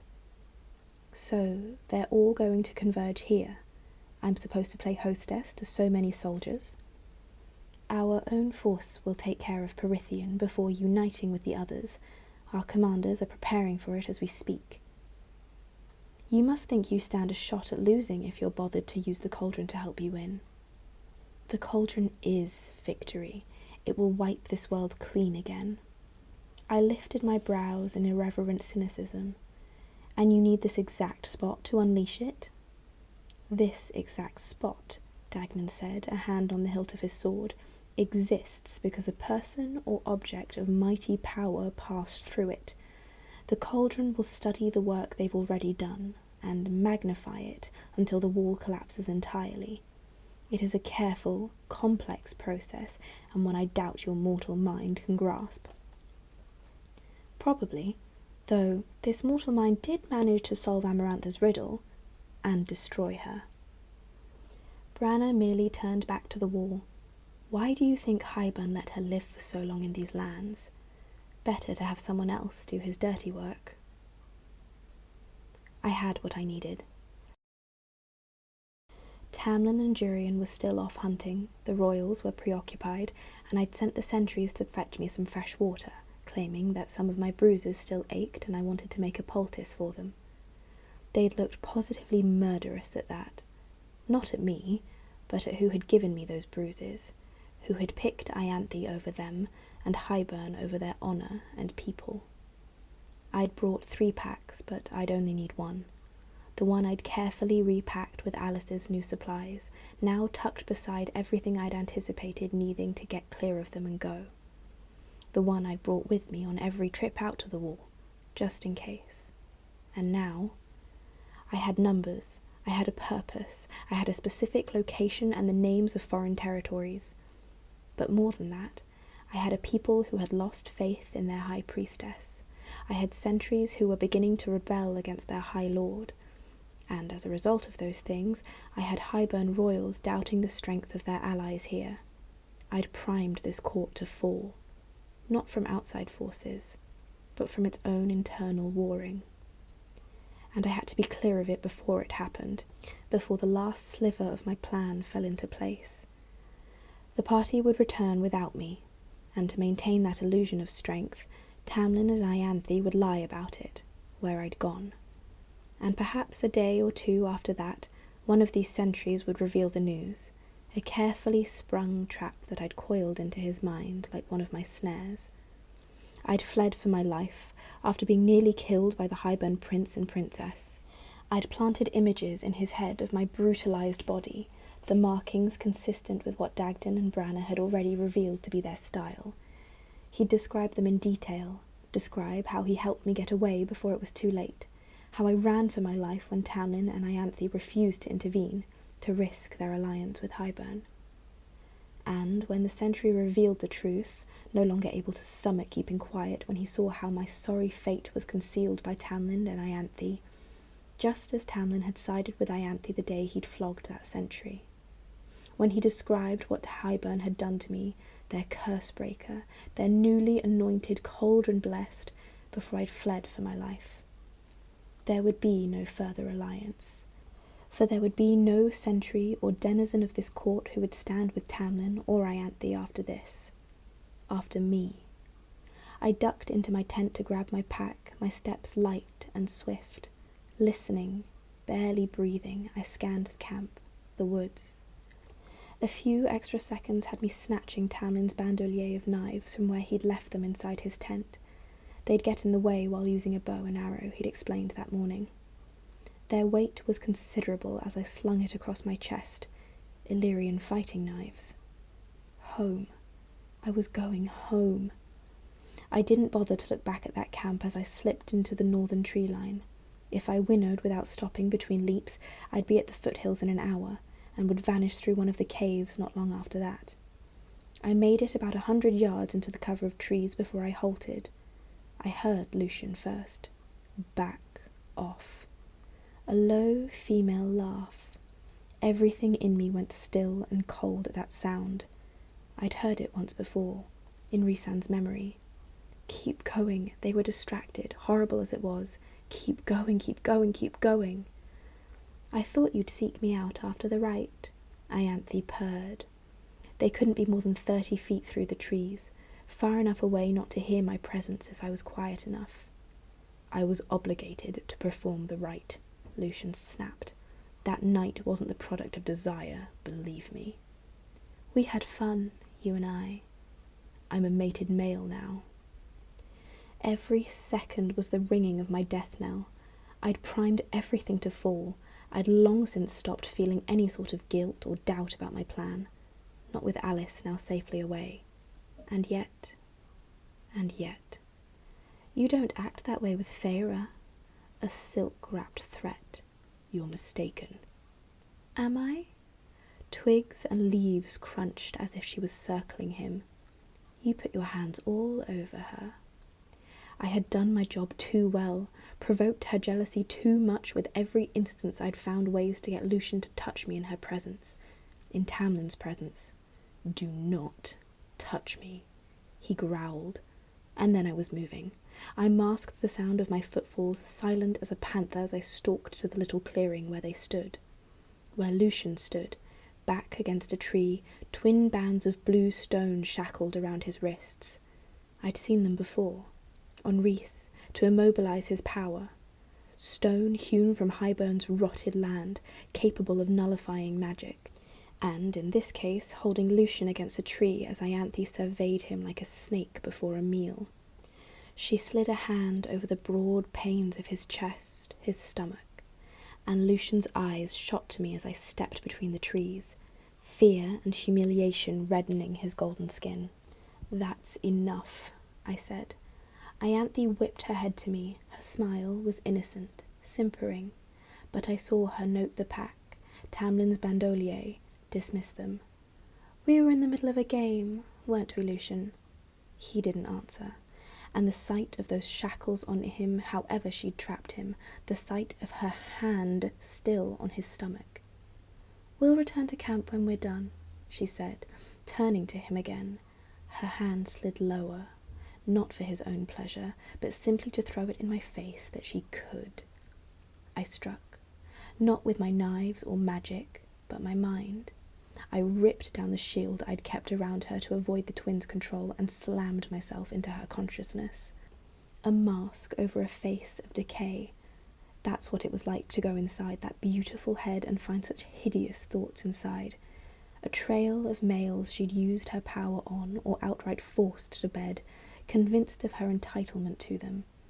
I pulled back against the tug of those memories, mastering myself.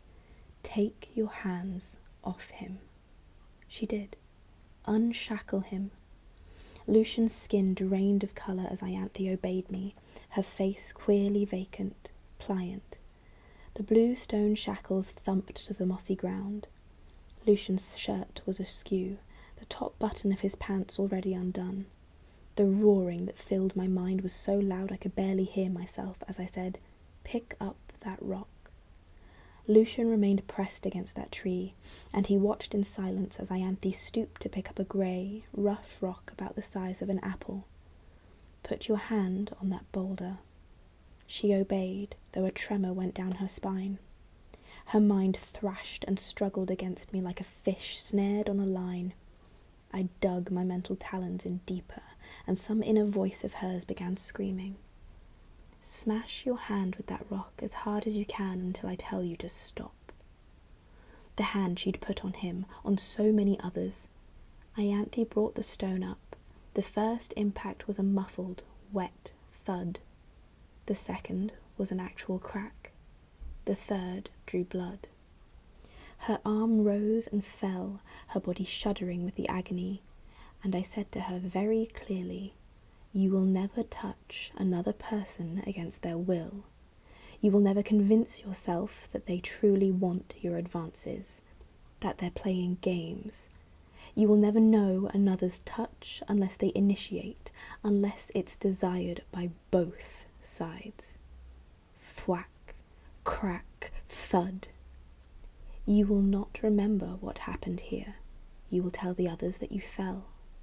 Her ring finger had shifted in the wrong direction. You are allowed to see a healer to set the bones, but not to erase the scarring.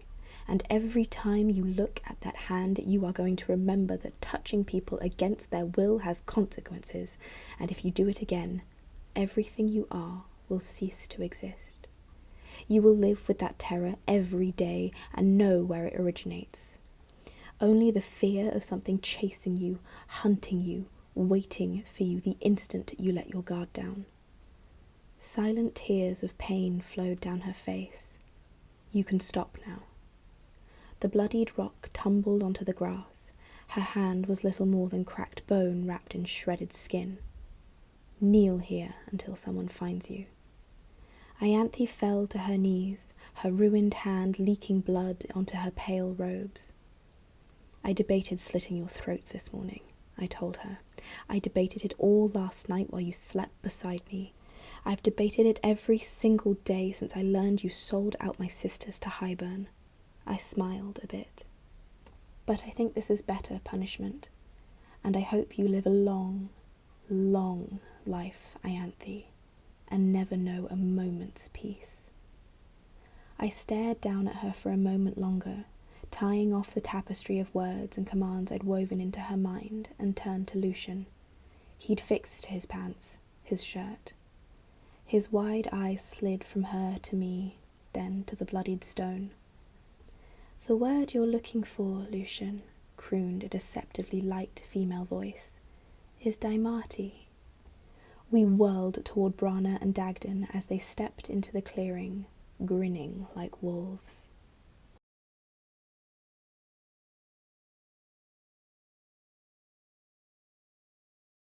Chapter 10. Brana ran her fingers through Ianthe's golden hair, clicking her tongue at the bloodied pulp cradled in her hand. "Going somewhere, Feyre?" I let my mask drop. "I have places to be," I told the Highburn royals, noting the flanking positions they were too casually establishing around me. "What could be more important than assisting us? You are, after all, sworn to assist our king." Time, biding their time until Tamlin returned from hunting with Jurian. Lucian shoved off the tree, but didn't come to my side. Something like agony flicked across his face as he finally noted the stolen bandolier, the pack on my shoulders. "I have no allegiance to you," I told Brana, even as Dagden began to edge past my line of sight. "I am a free person, allowed to go where and when I will it." "Are you?" Brana mused, sliding a hand to her sword at her hip. I pivoted slightly to keep Dagden from slipping into my blind spot. Such careful plotting these weeks, such skilled manoeuvring. You didn't seem to worry that we'd been doing the same. They weren't letting Lucian leave this clearing alive, or at least with his mind intact. He seemed to realize it at the same moment I did, understanding that there was no way they'd reveal this without knowing they'd get away with it. "Take the spring court," I said, and meant it. "It's going to fall one way or another." Lucian snarled. I ignored him. "Oh, we intend to," Brana said, sword inching free of its dark sheath. "But then there's the matter of you." I thumbed free 2 of the Illyrian fighting knives. Haven't you wondered at the headaches? How things seem a little muffled on certain mental bonds? My powers had tired so swiftly, had become weaker and weaker these weeks. Dagden snorted and finally observed to his sister, "I'd give her about 10 minutes before the apple sets in." Branna chuckled, towing the blue stone shackle. We gave the priestess the powder at first, crushed Fabane stone, ground so fine you couldn't see or scent or taste it in your food. She'd add a little at a time, nothing suspicious, not too much, lest it stifle all your powers at once. Unease began to clench my gut. "We've been Daimati for 1,000 years, girl," Dagden sneered. "But we didn't even need to slip into her mind to get her to do our bidding. But you, what a valiant effort you put up, trying to shield them all from us." Dagden's mind speared for Lucian's, a dark arrow shot between them. I slammed up a shield between them, and my head, my very bones ached. "What apple?" I bit out. "The one you shoved down your throat about an hour ago," Branna said. "Grown and tended in the king's personal garden, fed a steady diet of water laced with Fabane, enough to knock out your powers for a few days straight, no shackles required. And here you are, thinking no one had noticed you planned to vanish today." She clicked her tongue again. "Our uncle would be most displeased if we allowed that to happen." I was running out of borrowed time. I could winnow, but then I'd abandon Lucian to them if he somehow couldn't manage to himself with the Fabane in his system from the food at the camp. Leave him. I should and could leave him, but to a fate perhaps worse than death. His russet eye gleamed. Go. I made my choice. I exploded into night and smoke and shadow, and even 1,000 years wasn't enough for Dagden to adequately prepare as I winnowed in front of him and struck. I sliced through the front of his leather armour, not deep enough to kill, and as steel snagged on its plates, he twisted expertly, forcing me to either expose my right side or lose the knife. I winnowed again. This time, Dagden went with me. I was not fighting Highburn cronies unaware in the woods. I was not fighting the Ator and its ilk in the streets of Valaris. Dagden was a Highburn prince, a commander. He fought like one. Winnow, strike. Winnow, strike.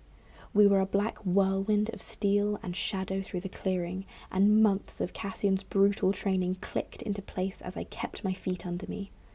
I had the vague sense of Lucian gaping, even Branna taken aback by my show of skill against her brother. But Dagnan's blows weren't hard. No, they were precise and swift, but he didn't throw himself into it wholly. Buying time, wearing me down until my body fully absorbed that apple and its power rendered me nearly mortal. So I hit him where he was weakest. Branna screamed as a wall of flame slammed into her. Dagden lost his focus for all of a heartbeat. His roar as I sliced deep into his abdomen shook the birds from the trees.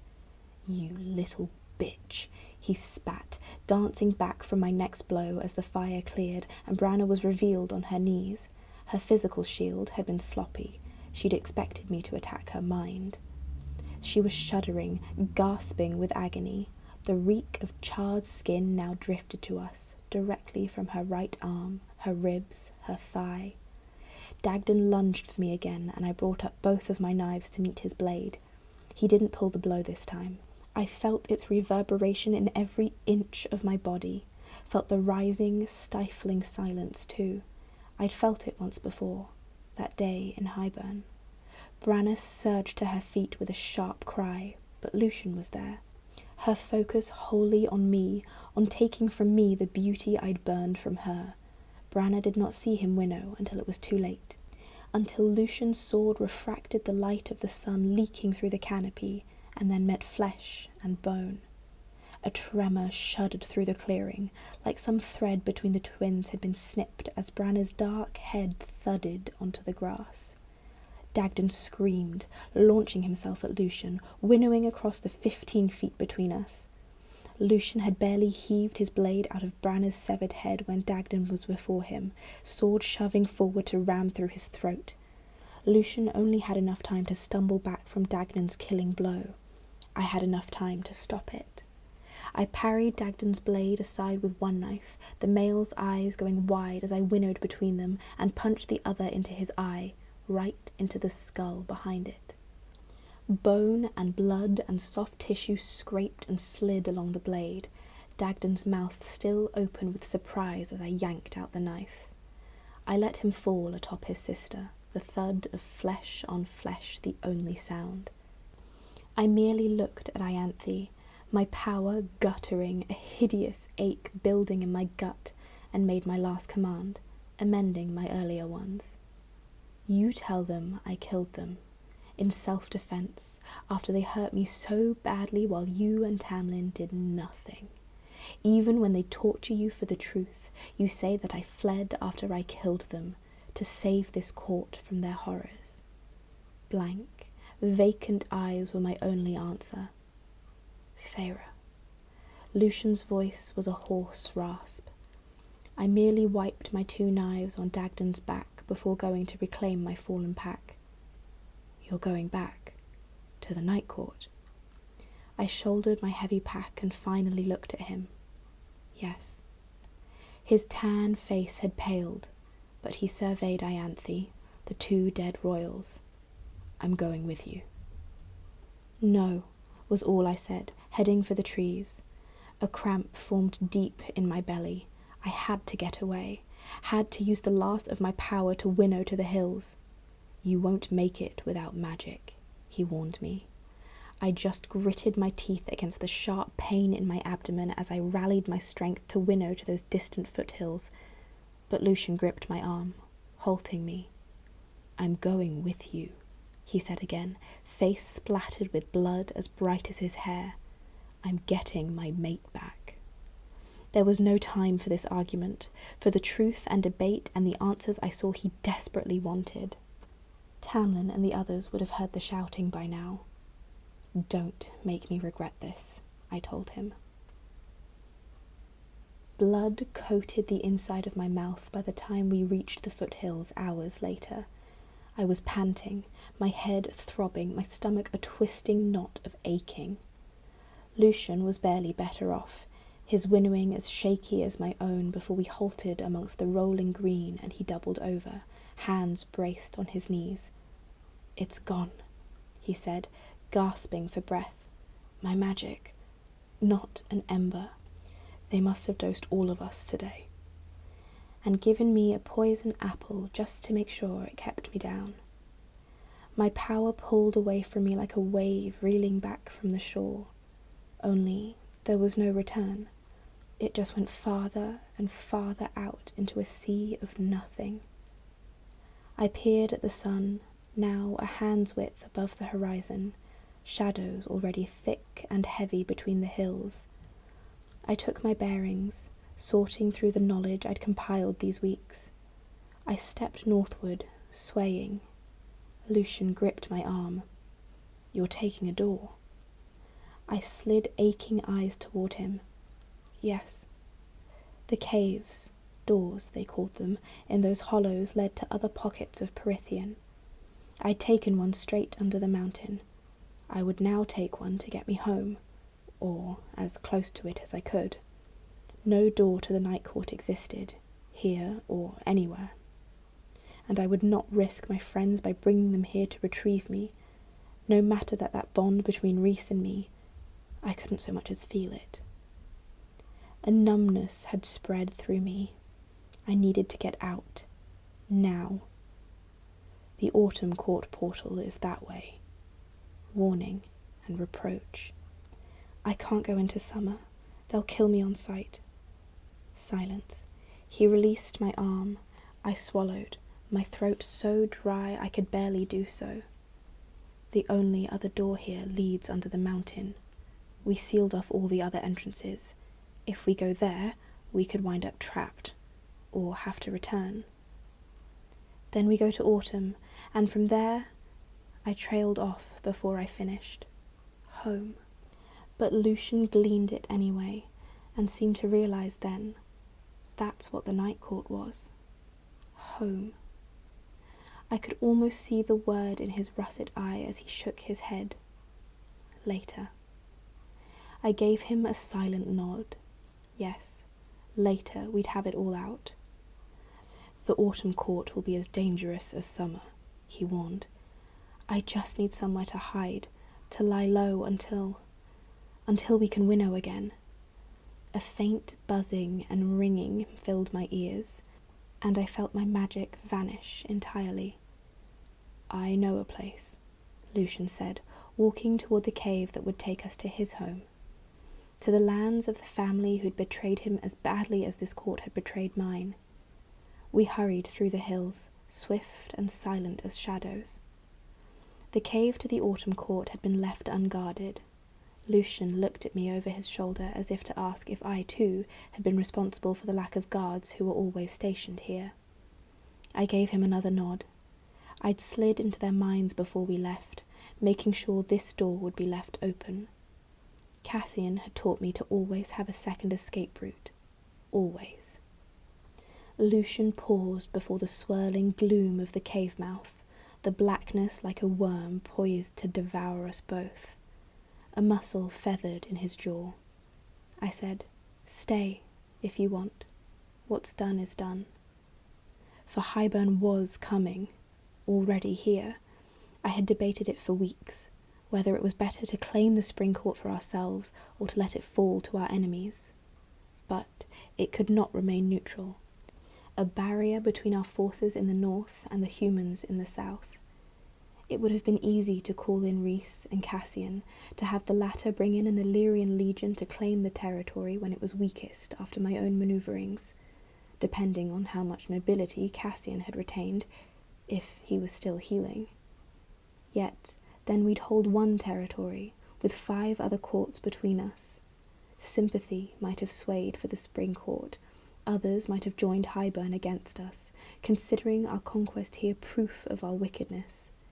But if spring fell to Highburn, we could rally the other courts to us, charge as one from the north, drawing Highburn in close. "You were right," Lucian declared at last. "That girl I knew did die under the mountain." I wasn't sure if it was an insult, but I nodded all the same. At least we can agree on that. I stepped into the awaiting cold and dark.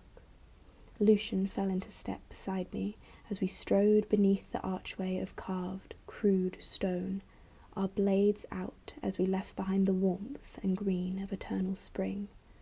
And in the distance, so faint I thought I might have imagined it, a beast's roar cleaved the land.